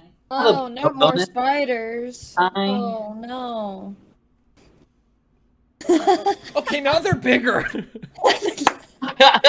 I mean, Wait. Not more spiders. Don't you spoil things. All right, Ignat's turn. Can I use action to hide, like ahead a little bit? Can you do what? Can I use my bonus action to hide, like up here Yeah, ahead? you're a rogue. You can. Yeah. You Well, can. that was like, can I use my bonus action, Scott? Yes. Yeah. So you can hide behind that pillar, basically. You can't go too far because you don't have that much movement left. Actually, I think you have like 15. 5, Yeah, 10, looked about 15, half. 20. Yeah, so you've got about 10 more feet because the picture's 30. Which pillar are you talking about? Where Drix is sitting. So this big rock right here is a pillar in the like going straight up in the air, and so is this one right behind the bear. Barica. Burgle. Okay. Yeah, I'll just go right there. Okay, cool. Chris from work says, "Have fun." Oh, thanks, Chris. See you at work. It's Scott's friend. I was like, I got a brother named Chris. Could be him. I think it's Silvernell. He must be one of the NPCs. It's Did I write Russ right now outside being like, I want it. Actually, you know what? I'm going to also roll his wisdom saving throw. So Let's go, Russ. he's going to stay out there. All right. No. Ignat's going to walk forward 5, 10, 15, 20. She's going to jump over that shit. Just to see into this area, and she's going to take blast at the one that is on the wall right there. So 2 blast. This one is cheeky. It dodges both blasts as it hits the wall. Maybe loosens a couple of strings on that spider web. And then it's this guy around the corner. 5, 10, 15. Let's see. Can he ranged attack and a charge? Yes, he can. Ooh, we got us up. Yay. Thank you, Chris. Ooh, boom. That's a big old shot. Woo! Thanks, Chris. Oh, yeah. Thanks, Chris. Oh, yeah! R2D2. They're gonna roll a strength. Okay, so it's gonna shoot at them and cocoon Ignite. So Ignite is currently in a cocoon that she can roll to try to get out of, but unfortunately she failed that first roll. So Ooh, can I yeah, point out so a it is cool little- that web is vulnerable to fire and is immune to bludgeoning, poison, and psychic damage. I don't know why I just told you all that, but there you go. Have fun. Like the mother, it's like, play nice. All right, this one's gonna go to the rock. 5, 10. Get on top of there. Go a little forward. What's that range to Finnegan Ryger? Oh, that's... Why do I even do it? Great. He's also going to try to do a ranged attack. It's not built up, so he's going to go the rest of the way. 5, 10, 15, 20, 25. Actually, he's only got 20 left. Boom, right there. That's the end of his turn. And this other one is going to come around the corner and take a shot at Finnegan. Perfect. Let's roll a saving throw. Great. He is also cocooned. So your two teammates are struggling, guys. It's Finnegan's turn. Still love them.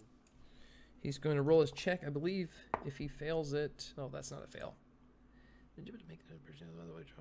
Yeah, you can do it at the end of your turn to bust out. He has busted out of that cocoon, but that just wasted his entire turn. It's the one on the wall that's going to shoot him again. No. They're going for Barrica. Wow. Rude. Let's see if they've got a Barrica charge. Webb. They've got a Erica Webb? It is a miss, and it is Penny's turn. Ed, fuck you. Spider. Fuck you, I'm gonna Spider. try to move my character. Let's see how this goes this time. Yeah. Challenge. Penny steps here. And she's like thinking to herself. She's like, channel your fear. And she thinks about that fire inside of her, and she looks right. Gotta get it. Don't want to hurt my teammates. Boom.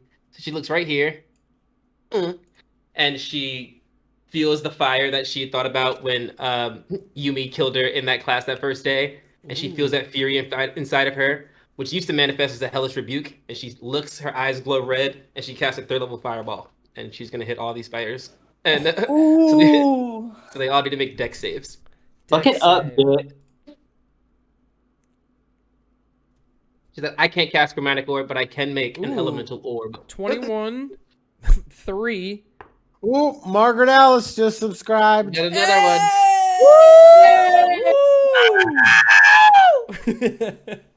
one. So that's 2 fails and 1 success. So the one originally... The one that succeeds, I'm gonna use my reaction to cast Silvery Barbs to give a disadvantage. Oh my So make it roll again. God. Bitch, I got spell slots now. Drix is gonna nod approvingly at this They all 3 fail. display. Perfect. Wait, can I? It's 4, right? Can I get this one too? I want all of them. Oh, is he within range too? Mother... Yeah, it's a 20-foot radius. Oh, so it's he got a 19. Okay, well, he's gonna succeed because I can't do it twice.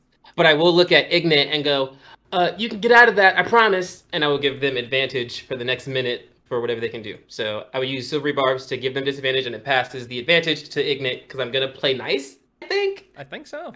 I think we're flirting. I don't know. And then I'm gonna do... I can't read her right now. I can't either, but we got 1 point. And I did I'm 8d6 fire damage. So let's see what happens. 31 points of fire damage Jeez. to the ones that failed, and 15 to the one that succeeds. Jeez Louise. That Livia was just- huge. Oh, this is the bitch to watch.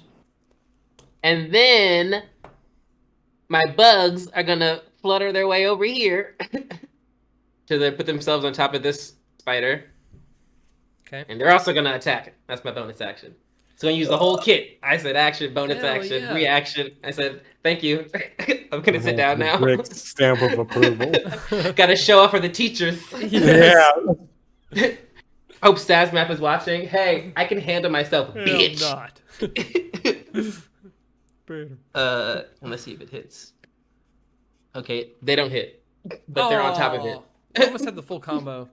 I know, but then I rolled a 2, so which is consistent for me. So honestly, expected. Yeah. I do roll lots of 2s in this campaign. All right, be aggressive. He's going to move here. It's a spider. Do the same thing while I'm still a bear. Might as well. That's a 22 for the bite. The 21 for the claws. Both hit. So sad about hitting Yeah.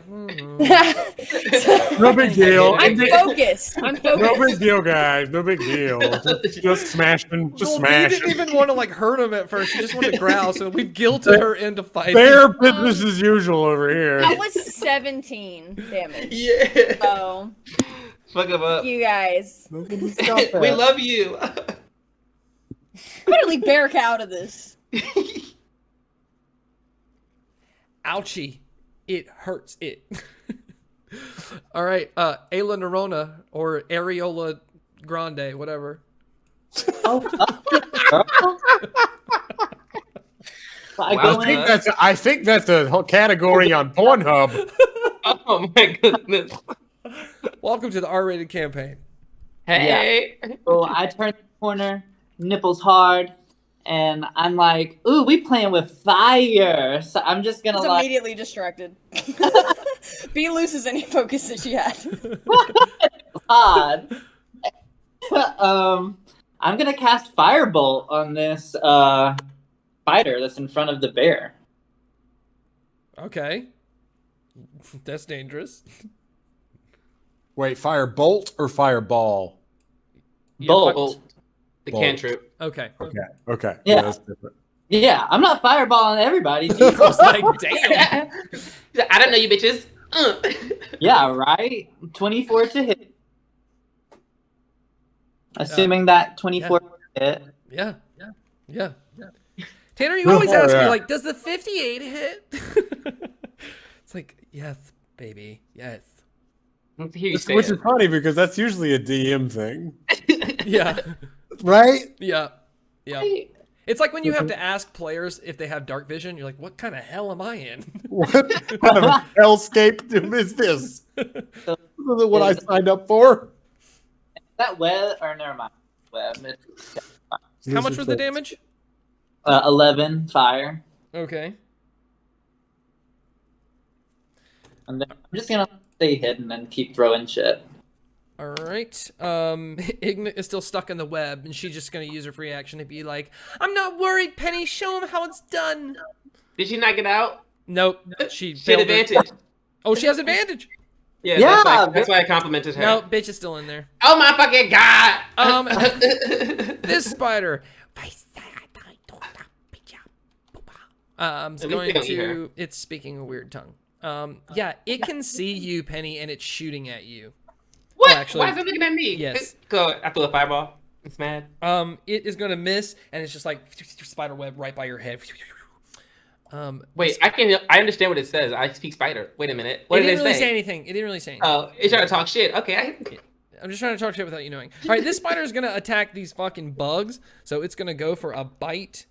That is a 19. That's a hit. This is a lot of damage. You'll kill my bloods in one hit, aren't you? It's going to do 19 points of piercing, and it needs to make a Constitution saving throw.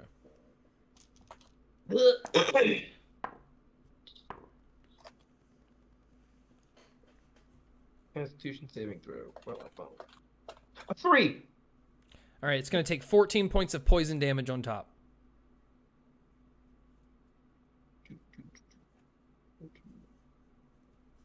Crap. It has a single hit point left. Take it in there. All right, hanging in there. This next spider from the back It's got a, what's the range on that? Actually, let's roll, see if I can do it. 5 I can. It's a 6120.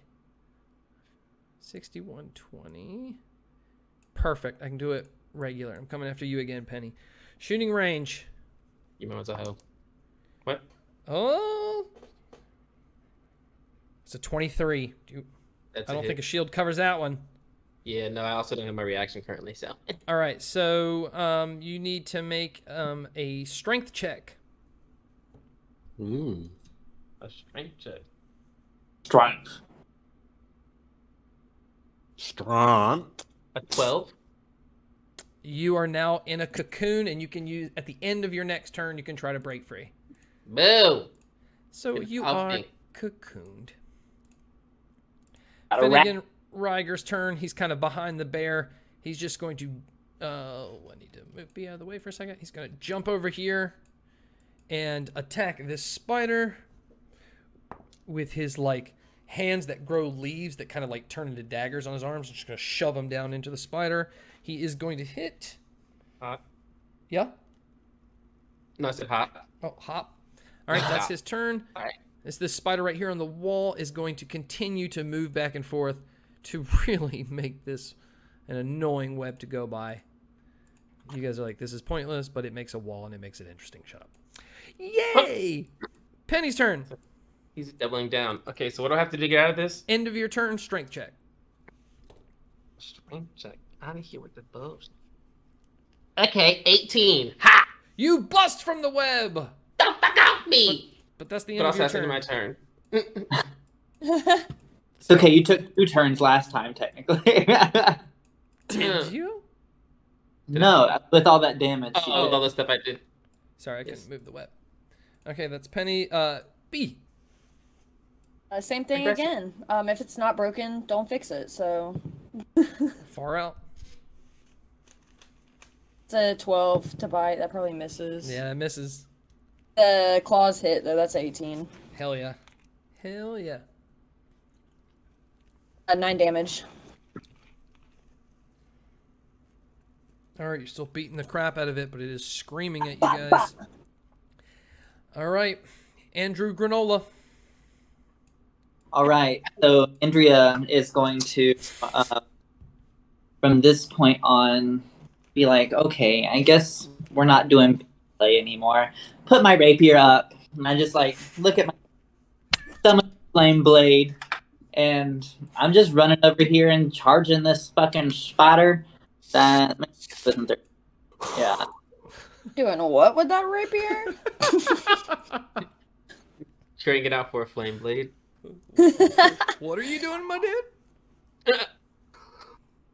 What are you doing? No, flip.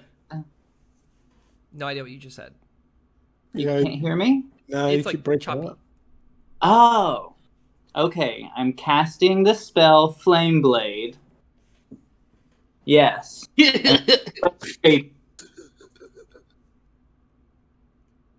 It's cutting and sounding bad, isn't it? Sometimes, You only sound- sometimes. Now you sound good. You sound real good now. Fusion came from now. I understand. Yeah, so I'm gonna have a flaming sword now, and I'm gonna go after this spider right there. All right, go ahead. I love Flame Blade. 18 to hit. Slap, Yeah. slap. We like the new girl. The only one who's doing anything. Flame Blade. I take offense to that. Oh, And then I expect you to do things. Actually.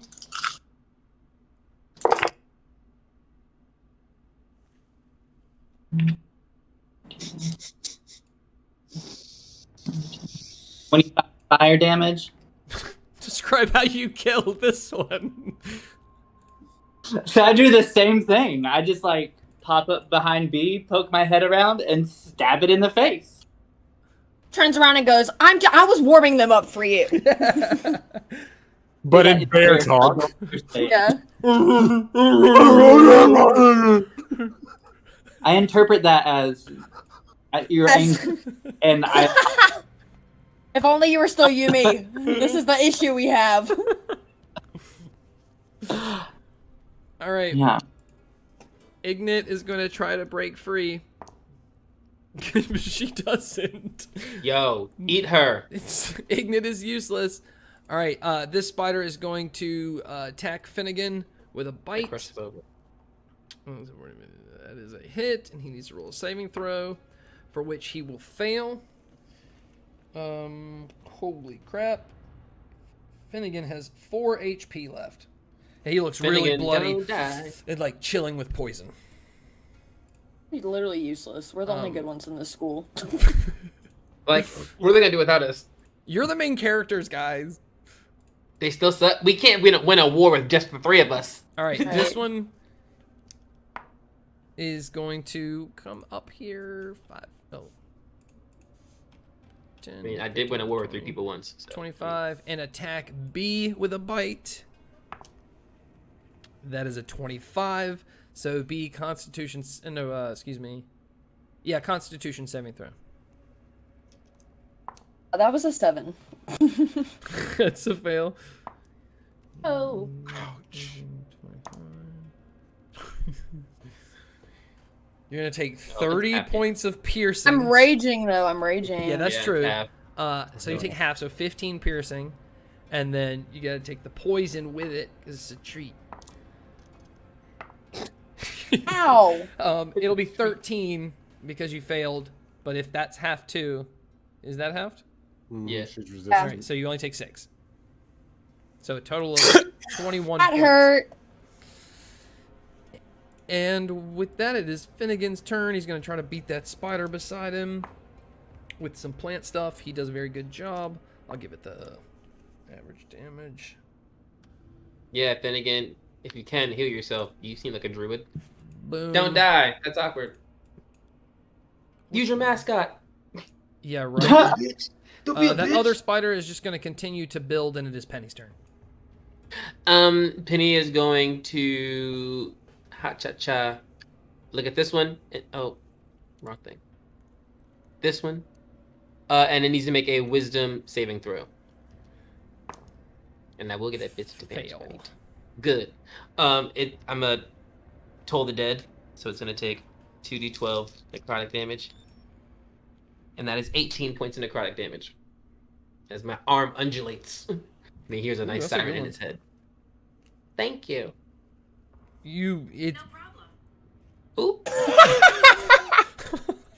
That wasn't mine. okay, Siri, you're not invited right now. Weird. Okay. Critical You're so role paid clear. Google to spy. All right. Yeah, basically it looks like half damage. It looks like it's halfway beat the crap out of. Is that it? Magical. Oh, this one. Bonus action. I'm a Hexcraft curse this one, so it also needs to make a wisdom saving throw. So many words I'm saying. I hope it fails. 15. My spell save is a 15. You bitch. Okay, well. See you tomorrow. Any bug action? Yeah, they'll attack this one. They got 1 hit point left. They might as well do something. Was that hex thing bonus action though? Oh, Or a you're separate right. Turn? They can't do nothing. I was like, you want to do it? You can't do it. All right. They can only take a reaction. If it moves, they can attack it. All right. So fingers crossed it moves. Bugs. B is pissed now because she's no longer a bear, so she's back to her normal self. Oh, Yeah. shit. Yeah. So she is going to cast Primal Savagery, and her teeth and claws just start to drip with acid, and that's a 18 to hit. For a swipe. Yeah. Wow. Yeah. Okay. That is going to be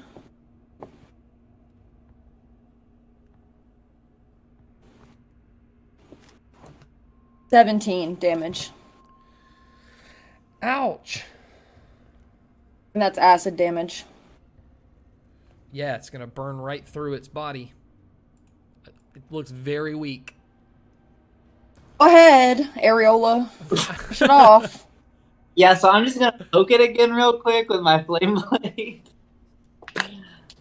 And all the hard work for you. I mean, it's pretty astounding. I wouldn't believe you if I wasn't here to witness it.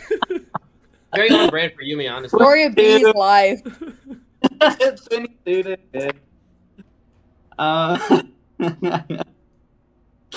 8, 10, 16, 24, 27 fire damage. Swinging these magical ass weapons. How do you want to kill it?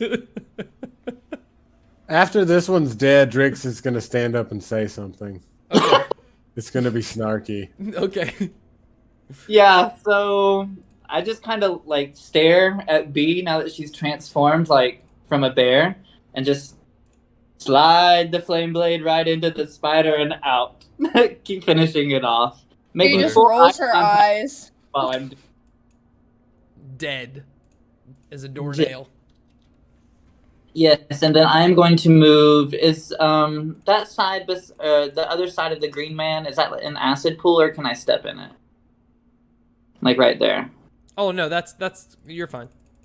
Okay, then I'll move there. Okay, cool. Drix. At some point, perhaps some of the rest of you would like to kill a spider.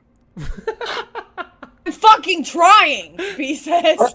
You She doesn't are even go here. showing Doesn't even go very here. admirable effort. Perhaps we should summon more spiders. Everything kind of freezes. The liquid movement of that purple, the spiders moving, the bugs' wings flying in the air, everything kind of freezes, and you hear over top, Oh yes, a new improvement. We can also pause, rewind, and fast forward the memory. you see Drix is kind of like frozen in his mid-snarky speech. So just know, if I don't know, we can do that.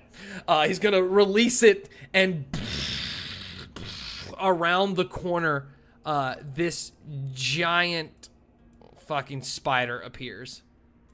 Oh my god! Ew.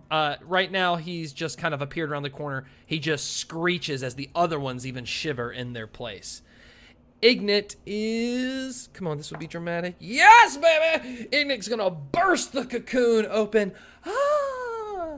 And finally. yeah. That's the end of her turn, though. And I know for comedy reasons what will probably happen next time.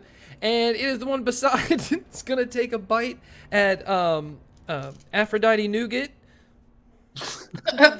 But Aphrodite net. We're just gonna get further and further away from an actual name, and I think honestly that's the route to go. it's the best call at this point. That's the best course of action, really. It's gonna miss. It's Finnegan. Oh man, he can't really run away. Yeah, he's gonna chug one of his health potions.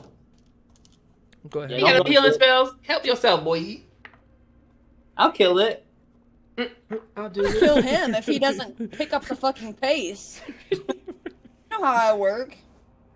All right, he's got a little bit of left, and he's gonna use that actually to kind of step back, obviously giving an attack of opportunity. Oh, he's gonna jump over that.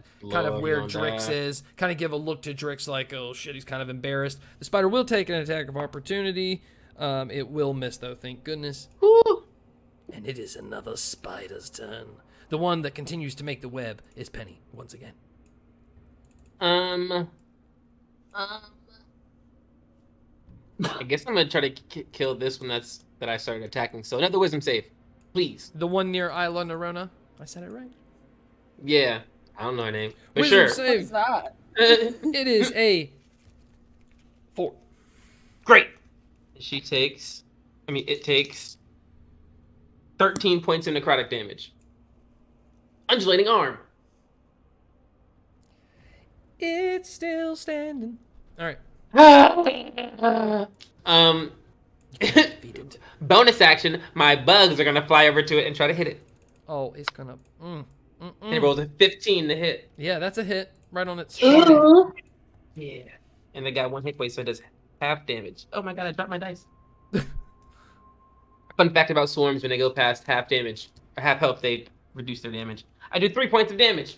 Just to kill it. That's enough to hurt it. Here. All right. Is that it? Yeah. All right. B. You can really dance. B is going to wild shape again after seeing this giant fucking spider in the distance.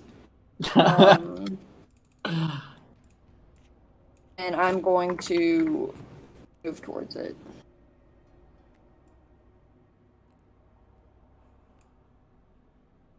Can't attack it though yet. I have to wait. Okay. All right. The Pope. Let me know when we get to the. I'm sorry. Let me know when we get to the top of the order next time. Okay. Well, actually, B was just the top of the Yeah. order, so. Yeah. Drix is gonna stand up and roll initiative. Okay. Actually, as you roll initiative, the dial of the speed of this memory is going to greatly increase. As you guys stand there and watch, everything's moving fast around you. The purple oozy rivers are like super pouring. You see Drix, who has just stand up and cracked his knuckles, is moving at super speed. The room is filling in with hundreds of these spiders at super speed. And if you're really careful, you can glance and see Drix doing all this magic. Things are blowing up. Things are happening. You see Drix like going down lines, killing all these spiders. The big one's like swarming around him. It looks like he's dodging the big one. It's a full-on action scene of the memory of Drix when he was here fighting through these spiders. Eventually, it is going to stop. There are dead spiders everywhere, and there is a full-on showdown between this big spider, which is like right here, and Drix, who ends like right there. Drix, go ahead and roll your initiative. So there are dead spider bodies everywhere. Ain't gonna stab me. 19. Okay. Oh, then you can go right after Ayla and Arona. Okay. Only because they were just going. Yeah. All right. Awesome. Agent Granola. Okay, so I, Victorious, am going to, I guess, so this is just the scene that's in front of me, is Drix taking on this giant fucking spider real quick. Yeah, you just watched him in super fast motion take on hundreds of spiders, and their dead bodies are everywhere. Hasn't broken a sweat. Yeah, I'm not really concerned for his safety. I think he's got this. But I guess for shits and giggles, I'll like cast a firebolt at it, because, you know, I'll do a little damage in the meantime. Yeah, help him out. He's also looking. I mean, he's not tired, but he definitely, his body is breathing very heavily. He's expent some energy. Yeah. He's an old dude. Yeah. Be lying. I mean, ask me later. Tell me. All right, what I'll do instead of firing a firebolt, then, let me make sure my distance is good to do this. All right, sure. One freebie of the episode. You said it. I said it. I'm gonna like go after it with Flame Blade instead, because I guess Drix is like right there at it. Okay. Get mad. What's the range of that flame blade? 5, and I'd be moving right here. All right, cool. Yeah, that's fine. Right at that rock. Yeah. Yeah, he running right up to it. I mean, yeah, I ain't got no choice because I gotta hit it. Right up to the face. 22 to hit. Yeah, that hits.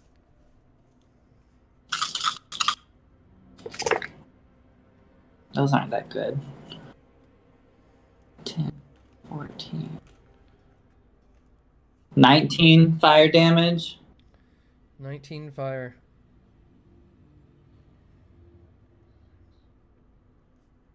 And then, Barely scratches the surface. yeah, I'm gonna bonus action dash back and get up out of there. Okay. That will give it an attack of opportunity. Okay. Okay, it's going to try to bite you. For which it does. Go ahead and make a Constitution saving throw. Can I use my reaction to give myself a +3 bonus to my AC? I don't know if it'll help. What's your but AC? It's 15. It'll be 18. Don't waste with... it. It was a 21. Okay.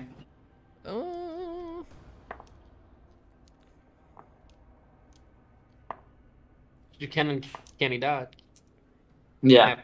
You'll take That's what 22 points of piercing, and then what was your con save? Oh, I didn't make a con save. Yeah, con save it up. So I take uncanny dodge, so I'll take 11 points of damage instead. Okay. And then my con save is an 18 plus 2, 20 non-nat. Okay, so you definitely save, so take half of this poison damage. Half would be 11. You'll take 11 poison damage. And once again, if this reduces you to 0 HP at all, you become poisoned and paralyzed for an hour. Good dealio. All right, Drix.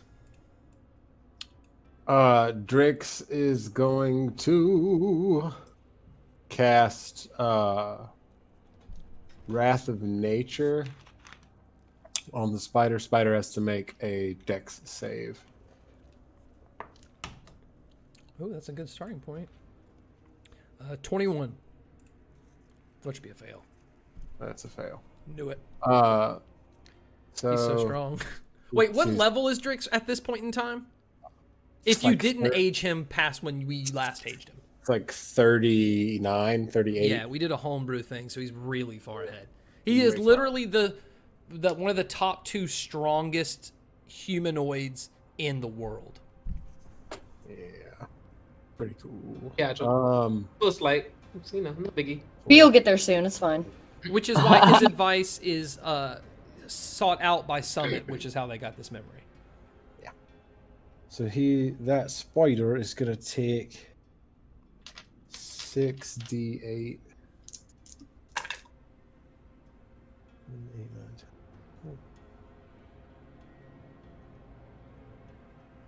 68. Did it. 68. It's gonna take 39 points of bludgeoning damage. Okay. Just a little. And it needs to make a strength saving throw.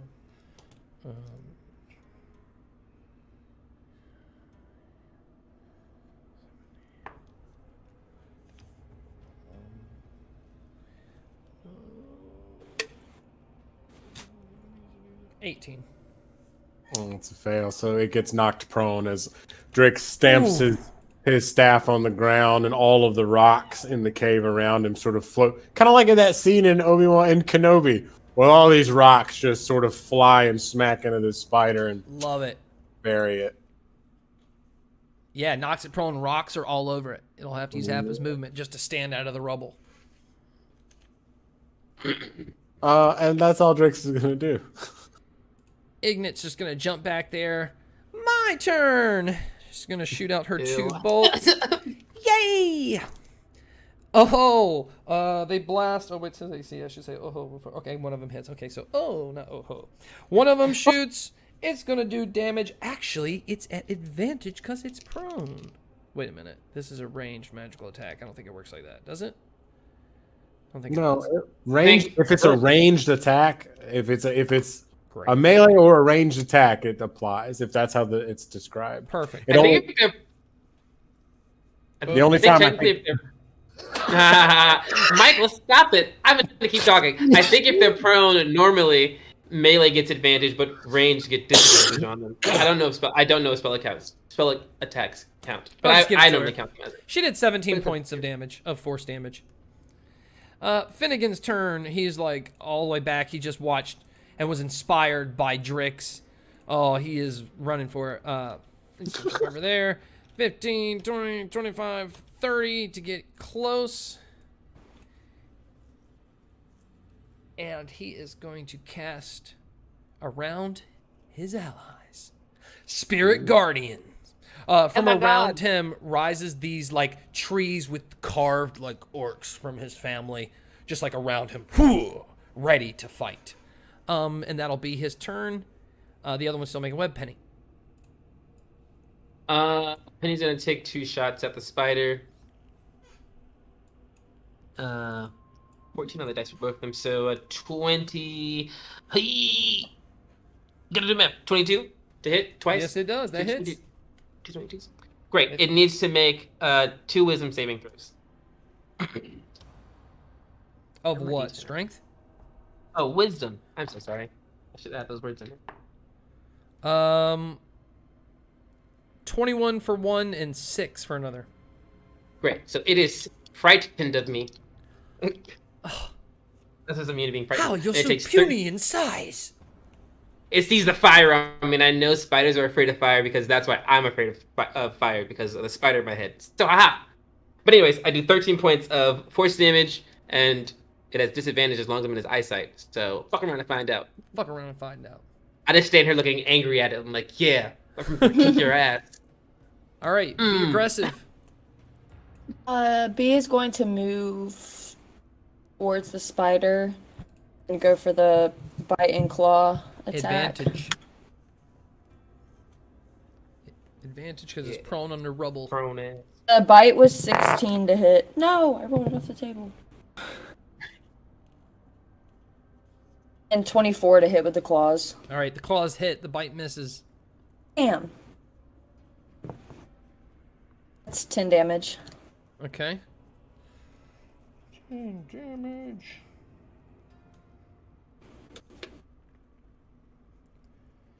You hear it shriek out with this like alien pitch, just like from underneath the rubble as the rubble just kind of like shakes. Isla, or should I say Livia? You can say anything, honestly. All right, Livia, end it.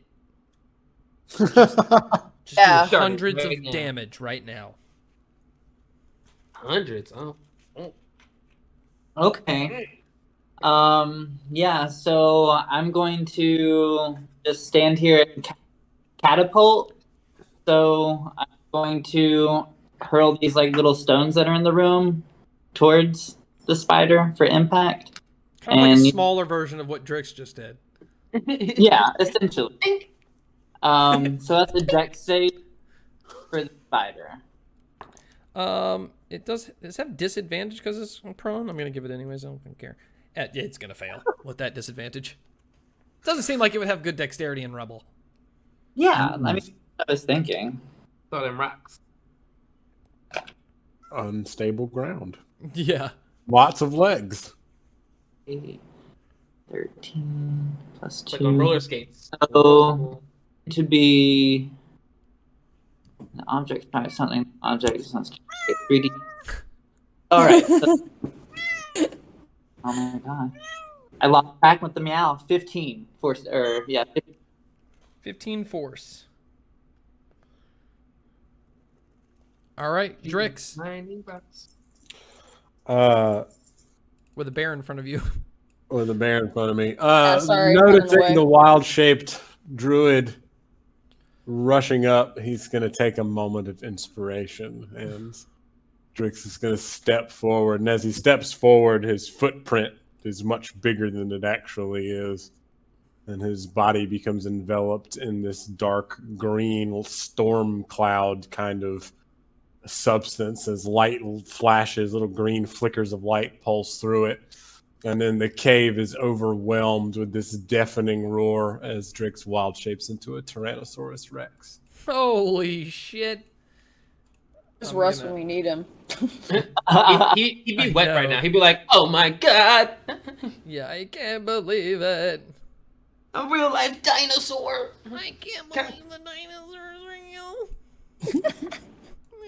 Gosh, guys. All right, let's give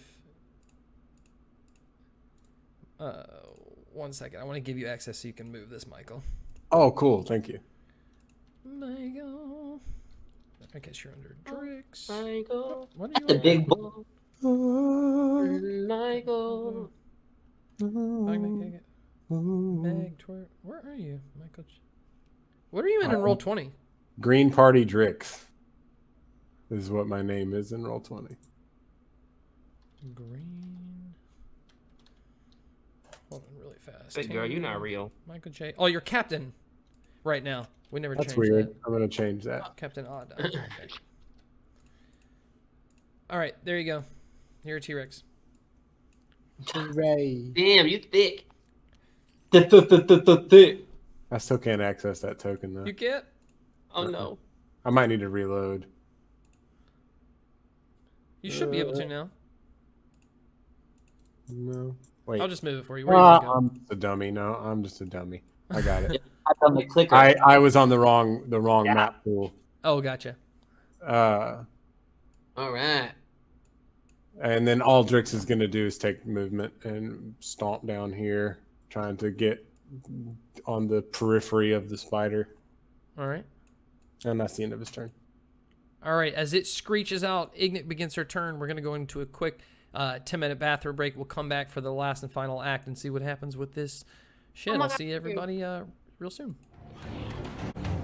All right, welcome back to the battle. Let's jump back in it. Before we begin, we just got to say Erica's power went out, so I will be taking over as Berica. Erica, you look great. Honestly. But enough about that, furry. Instead, let's talk about Ignis, who is shooting 2 blasts. Yeah! From her fucking gloves. It is still prone. Oh, wait a minute. It's not even in the turn order. All right, it's going to go after Finnegan. It's going to be that guy. I didn't even roll it. Both miss. It shoot. Oh, it's with the advantage. That's 12 and 11. Oh, that's even worse. Yeah, it's going to miss. Finnegan Reitgar's turn. He is going to 5, 10. When it starts its turn, it will be within his thing. And he is going to take the action to just bolster his defenses. It is that monster's turn. It is going to... Bee's right there in front of him, too. I gotta, like, kick her. All right, he's going to use half his movement to stand up and take one of those long forelegs of his and just try to kick B and do some damage. Disadvantage. Why? I'm in his line of sight. Because I'm in his line of sight and it's scared of me. Look at that. Look at that. Boom. There I am. Right behind out it. of there. It's a big-ass creature. It's going to move. It's going to move away from you. Okay, all right. So My hair looks like eyes everywhere, so its line of sight is actually pretty fucking broad. Yeah, it just needs to hide behind pillars that are too thick. It's still going to hit, though. And it's going to do... You tried. She's watching on her phone. He did try.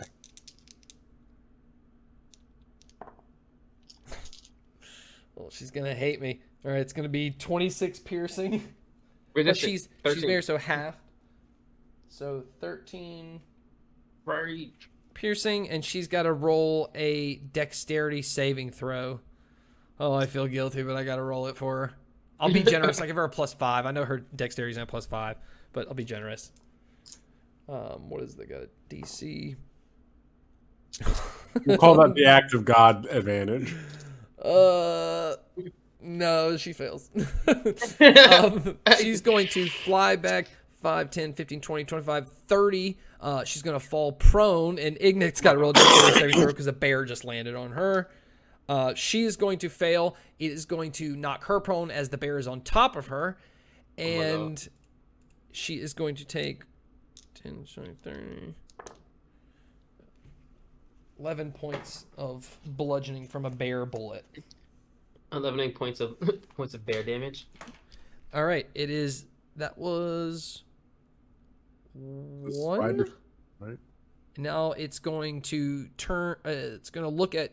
It's going to have disadvantage because it just keeps looking over and seeing that Penny and just like screaming. It's going to crawl this way. Oh wait, it's got half movement left. What's its movement?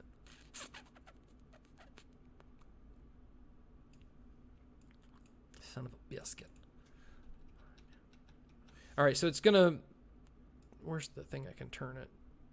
Where is it? Oh, there it is. I'm just moving it momentarily. All right, so it's like kind of in between the T-Rex and the wall, heading that way, and as it does, it's gonna take 2 bites. I believe its head is. Oh no, it can still see Penny barely, even though there are that pillar there. Well, its head's pretty far, but to bite him, nope. I'm gonna say you can't see him because its head would be like right there to bite, and that's right in the way. Like this, I can't move the thing, but its head would be like. I like how you're justifying to yourself. I believe you. It's okay. I always have to justify myself. All right, that's 2 bite attacks, regular. 24 and 27. 27 hits. Ha, I got one of them. I got one on the famed Drix.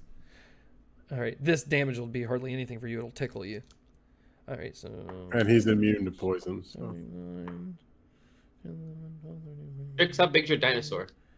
Is it a Same size as the spider. All right, the It's like poison doesn't huge. apply, but it'll be 27 piercing. Okay. Yeah, and the poison doesn't do anything. All right, that's it for him. It is Penny's turn.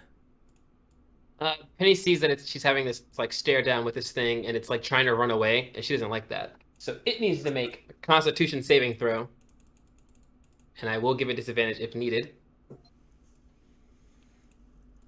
Get Drix out of here. Ooh, that is a 23. Disadvantage. Son of a bitch. 13.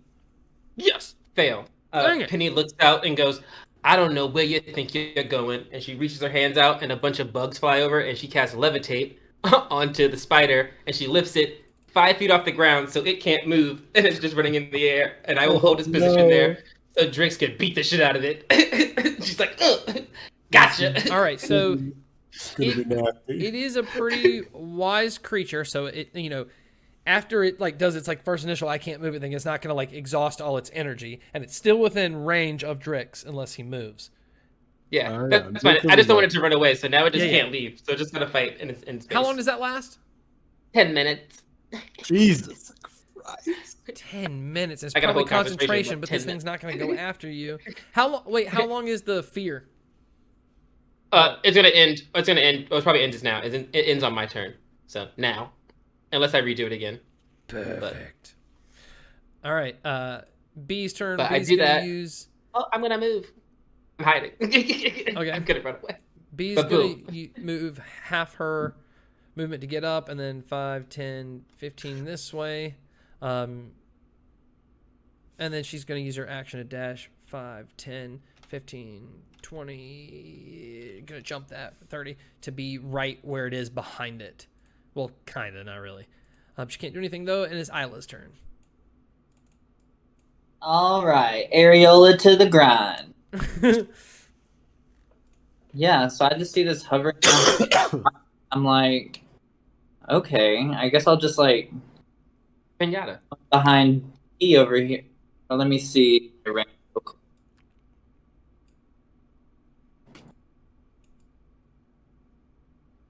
Yeah, right there. And I'll cast Firebolt on the spider. Okay. 16 plus 7. Yeah. I can't do math. Girl, same. I'd be like,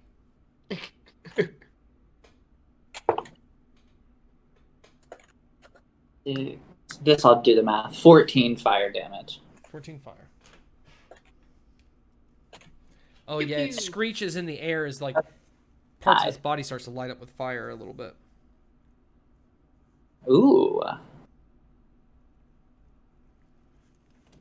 All right, and it is Drix's turn.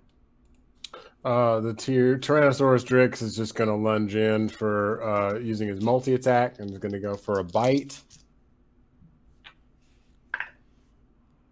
That is a 25 to hit. Mm-hmm.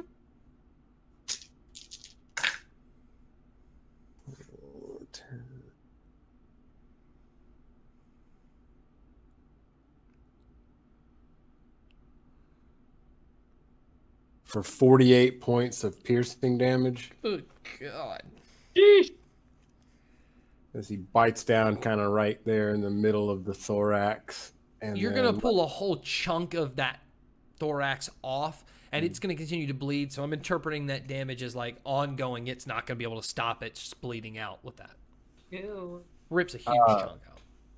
and rips this chunk out and throws it through the air. And as he continues that motion, he swings his tail around and smacks it right underneath with his tail for a 23. Mm-hmm. And that is Smacks the shit out of it. 8, 11, 12, 13, 14. For 28 points of bludgeoning damage. And it needs to make a strength save again.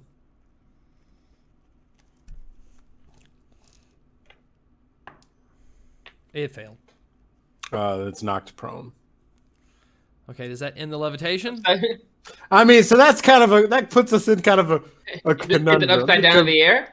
I imagine like the tail coming and hitting it, and it like hitting the roof of the cave. Maybe I don't know. Because it's not technically levitation; it's bugs that came out that are lifting it. So it'll hit it through the bugs. Yeah. You can hit it. I control how far up and down it moves. So I think it can be in the prone position. The bugs are kind of holding it down then. Yeah, Sure. it'll flip over upside down, but now it's just floating in the air upside down. So now it's upside down, like, but it's still in the air, levitating. I guess, if the bugs are acting as their own independent surface, then it could still technically be prone. I still imagine it as like it's like a wall. They're all holding it up, and then you kind of like hit it down a little bit to the ground, kind of knocking it prone as they like re-scoop and like swarm heavily around it as it's upside down in the air. It's like a swarming upside down. Yeah, sure. Yeah. Really disoriented. That word. That word. That word. All right, is that it? Does that. All right, Ignat. This will be the final blow. She's going to shoot 2 beams again because that's all she likes to do. We noticed. And with advantage because prone, thank goodness. Oh, one's a nat 20 and the other one also hits for I wasn't going to tell you. All right, so that'll be average damage plus. Maybe it is the final blow. What? I feel like she's a monk. She gives me monk vibes. Sun Soul monk. Maybe a monk warlock. All right. Yeah, I'm thinking that or warlock. It's like Finnegan. Also, it needs to roll a wisdom saving throw because it moved within his range for its past. It will fail. It will take that damage. All right, push and the now spider. it is his turn. He's continued to walk this way. He doesn't want to break the concentration. I don't want to break the concentration, but he's going to kind of climb up this pillar to get right here. So I'm going to roll this check. Yeah, he's pretty good. He's going to use his action to get up there, and it's a range around him. So if he's up in the air, it kind of goes downward too. So this bug is going to start its turn within that range. It's the bug's turn. They're going to use half their movement to kind of swim, beating the swarm so it's not prone in the air anymore. And turn for 2 bites on Drix once again because it cannot move. It's stuck in the air. Both of those are not even going to come close. It's not getting a clutch on this. It's Penny's turn. Just rolling around in the air. I love it. I'm going to. It's biting Drix, right? Biting at Drix. Yeah. Tyrannosaurus Drix is dodging that spider bitch. Mm-hmm. Okay, well then I'm gonna make it. It needs to make a wisdom saving throw. I'm gonna try to toll the dead. All right. Well, that's pretty good. Have to try. Well then, 17. You know what? Gonna put my dice down. Yeah, that's a pass. Yeah. That's it. Oh, actually, I move myself over here. Hide behind these rocks and keep that bugs up. And that is all. Thank you. B's gonna be pretty tired of this, so she's just gonna try to bite it and claw it.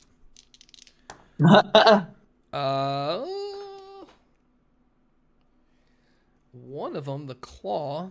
Let me get that damage.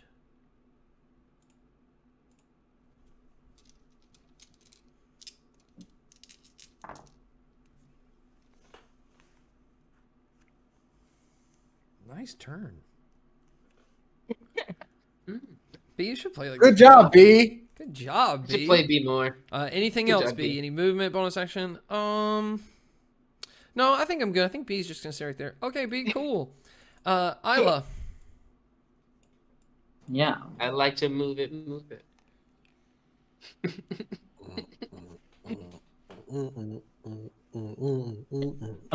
Come over here, and I'm gonna stab it in the butt. Ooh, wait a minute. You're You're gonna have to roll me an acrobatics check across that lake of acid you're jumping over. Don't mind me. I'll just be like doing some weird yogi flips over it. Void acid is nasty Maybe. stuff. 15? Yeah, you're good. Okay. Oh, that bitch agile. To hit would be a 19. Yeah. That's on the nose. That's the armor class. Ding, ding, ding. Winner. Winner. Spider dinner. No, it tastes like shrimp. Blech. Uncooked shrimp. Yeah, 12, 16. You don't want to eat these. Poison. It's like They're poison. Free fire. full of 35? bad No, cholesterol. 23. 23. Oh, I heard that all wrong. Yeah. Yeah, none mean, of if those numbers are the same. Nothing I said was correct. I think. Okay. All right. Drix, do your worst. Drix is going to use his bonus action frenzy jaws to make a bite attack, an extra bite attack, essentially. That is a 23. Yeah. That's relatively low damage. That's 14 points of piercing damage. Okay. But then he's going to cast, because he's an archdruid, he's going to cast Blight. Yeah, on I a was ninth cast level Blight. spell slot. To do your worst. I'm going to have to roll that and roll 20. Because it's 13d8. Oh my Hefty, gosh. hefty, hefty. Oh my god. Yeah, Drix does love a blight. We do know that. about him. Drix does love a blight. I'm delighted to see it. You're in timeout until I'm done with my It only turn. encourages me when you laugh, so you're guilty. You're right. Yeah. For 68 points of necrotic damage. All right, Drix, describe how you heroically destroy this beast. So Tyrannosaurus Drix bites down on this thing, and then all of a sudden, this like seeping black sort of mist comes out of the cracks in this teeth. You know, this gaps in between the chitin and his teeth, as he literally like just breathes this black cloud of death into this giant spider. This said black cloud sort of starts to burst out of all of the different joints, and it just collapses in on itself, starting to just desiccate as the necrotic damage takes root. Yum, yum, yum, yum, yum. Destroyed. You all And then stand there in obviously quiet caves. triumphant roar. You know. Battle is now over. You all stand there. Drix ends his wild shape.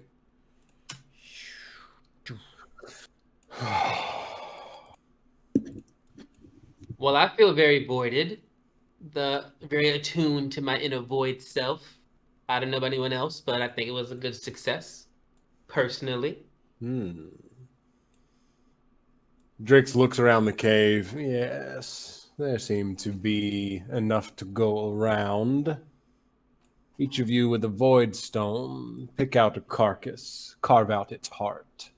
Oh. Steps. Okay. Steps. Yeah. I will go I to this really one. started on carving out a spider heart. Yeah. What's B doing, Scott? B is like, you actually didn't even have to say anything. B is already digging into these spiders, but she's like trying on the legs as like bracelets and stuff, and she's already thinking like, oh, like I should actually bring some of this back because they're kind of close to a dinosaur, and Russ would love that. She's so thoughtful tonight. She really is.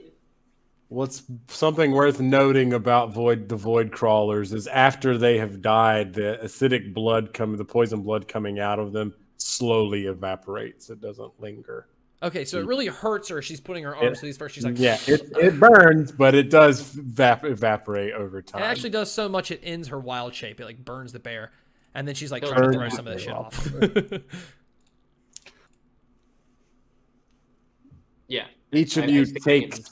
Spider heart in my hand. What do I do with it? spider heart and applies the blood to the stone. Blood from without. Like an orange on a grinder? Yeah. Oh, I squeezed mine. Oh, you got an orange on grinder? Yeah, yeah. A ginger and grinder? That's my favorite. Aw, she's Squeeze my heart. The next part is the blood sacrifice from within. You must give your own blood to the stone if you wish to completely attune to it. Sure, why the hell not?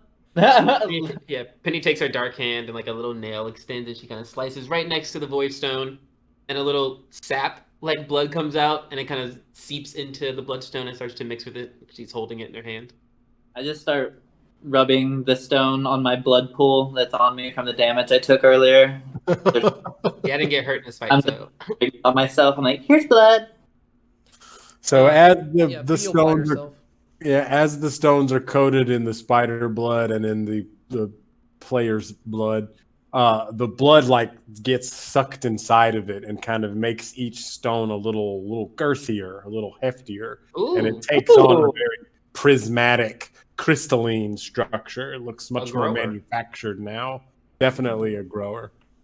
Yeah, we all got some girth, baby. Yeah, Each one of you, though, it's a growing I monster. don't want to since she's not actually here. We'll can hear a kind of a voice though in your head, and you can't make out what it's saying. Do any of you speak primordial?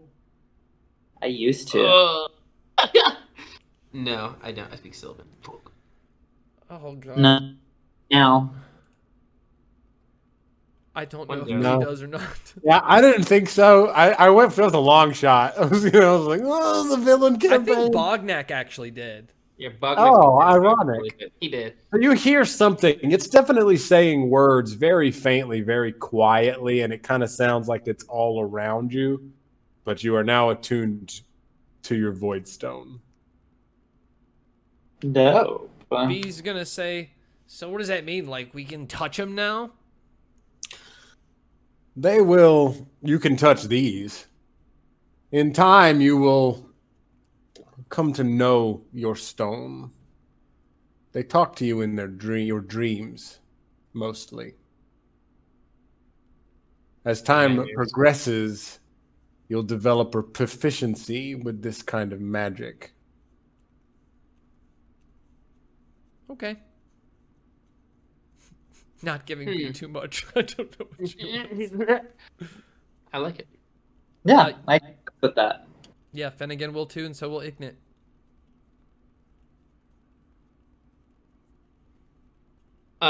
Yeah, Penny, did this thing start to, how do we leave this now?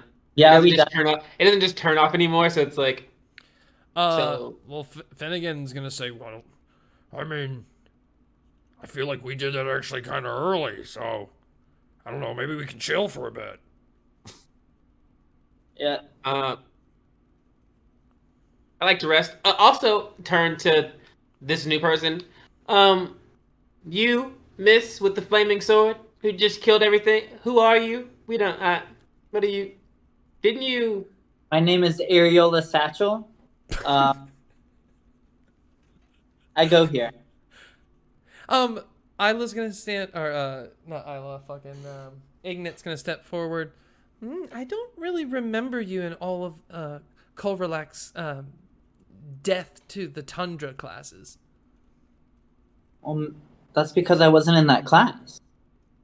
Didn't you, like, die?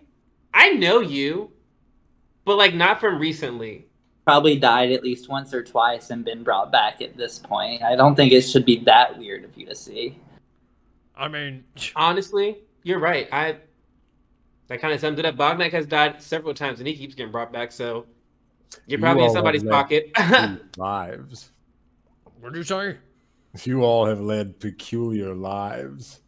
You have no We're in your memory, sir. Yeah, you tell me beat about a big it. spider. So, You try being a fucking villain against a perfect world. It ain't easy, bud. You don't know because you're a good guy. you do know this is Drix. He's the reason we have the whole perfect world. I read his book.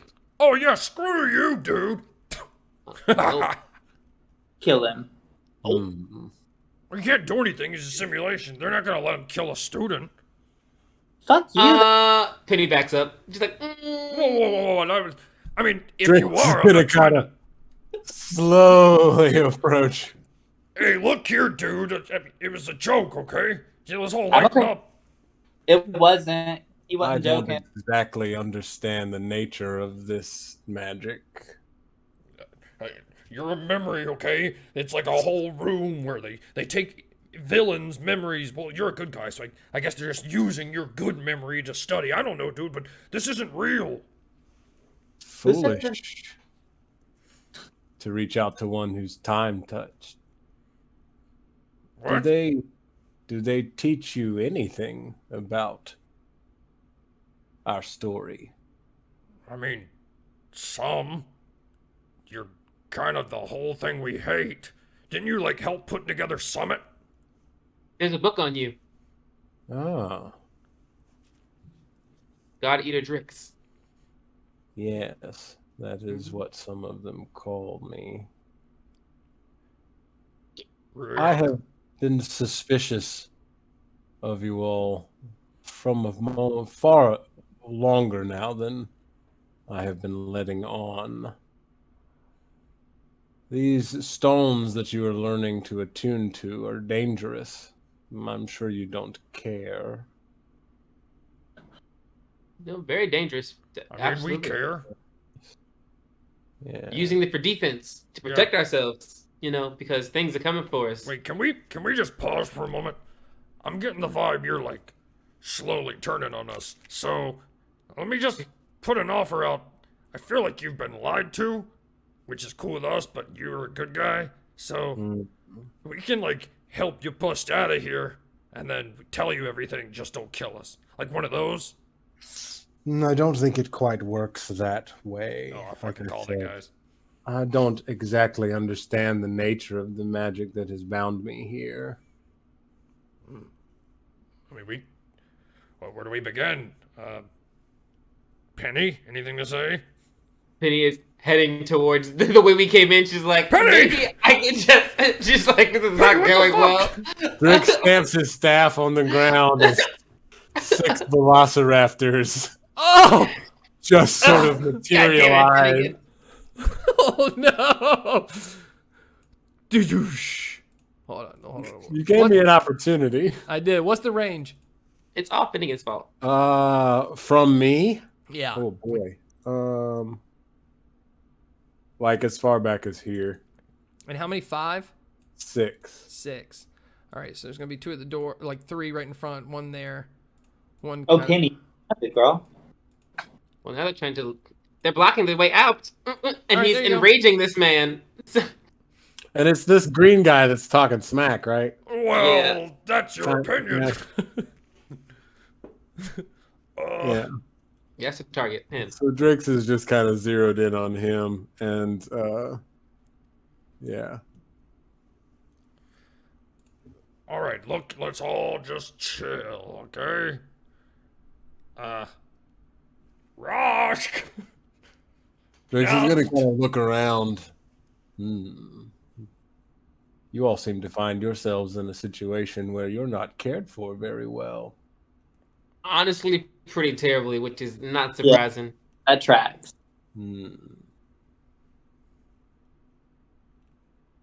These Voidstones put you in touch with very ancient powers. And even though I am just a memory of some sort, do not let that delude any of you into thinking that you can escape my gaze. Looks at Finnegan. All of the velociraptors are going to look at whole old green jeans here. Yeah. Yeah, fuck you, Finnegan. What's up? Didn't you say something about not being able to kill a student? I mean, not me personally, but yeah, there used to be a rule if you didn't completely kill a student, you got sent to, like, a stone prison. But that teacher's dead now. Yeah. All of the raptors are just kind of slowly moving towards green jeans. Finny's like, Look, dude, I mean, no matter what you do in here, it doesn't matter. They're gonna fucking do what they're gonna do. They're still gonna kill all of us. We're gonna die anyways. Fucking crazy ass Laundria Fatale and her fucking vampire followers.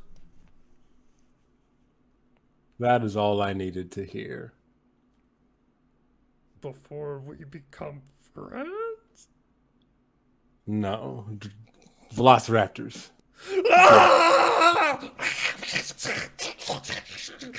Drix is going to look around at this point, kind of anticipating that something will intervene, and look at the other two that are here, though. Be seeing you. Hi. Penny's flying in the air currently. She's like, they like went to attack and she's like, Over this here is in a crazy. Telling it shut up. Ain't my fault. Yeah, everyone's just kind of backing up except for B, who's like staring at the velociraptors like kind of in amazement. I guess since they're all like preoccupied now, Drix is going to kind of leave the raptors to it, and then he's going to continue with the memory as he knows it, and he's going to cut the webbed wall down and head down that corridor. As you see Drix turn the corner, everyone just waiting, knowing this guy did over 100 damage in 2 turns. Watching him go to the spider web and cut down this entire web that the spider worked on for a good minute and a half. Just like demolish it with one swipe and turn. You see his eyes kind of glow and go into the shadows. Very good. The entire room is going to change. And the corridors of remembrance are now just an empty room. You see the room is now pretty much just like big rectangle. It's no longer that circle thing that was there before. Roshk is standing on one of the pedestals. Very, very good job. I think we've all learned a valuable lesson here. You see the other students are going to come in. Russ is like, the fuck, I didn't even get to try. B's like, oh, it's no big deal. It's just this stupid stone. And she's going to throw the stone to Russ, who puts out his hand. And right as he's about to touch it, that'll be the end of this episode. Ooh. If you use B to kill the rest, that's gonna be absolutely savage, and I'm gonna love it.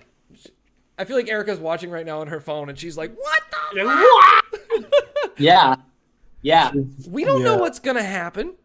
We don't know. Is Finnegan dead? That's my question. We don't know if they're grape flavored. They could be acai flavored. They might be blueberry. Sometimes blueberry's purple. It's weird, man. That's Could be one booger of the flavored, great one of those mysteries of jokes. life. Hey, It thanks is one of the everybody great for mysteries. watching. If you're watching this on your phone, on the toilet, in the shower, in the lake, at the bottom of the ocean, anything wetter than what I described, thank you so much. Make sure to share, Thank you. follow, like, and tell everyone about Dragontooth Academy. We'll see you And next time. Oh, and Into go the see. Expanse. Coming August 12th, right here. It's Friday.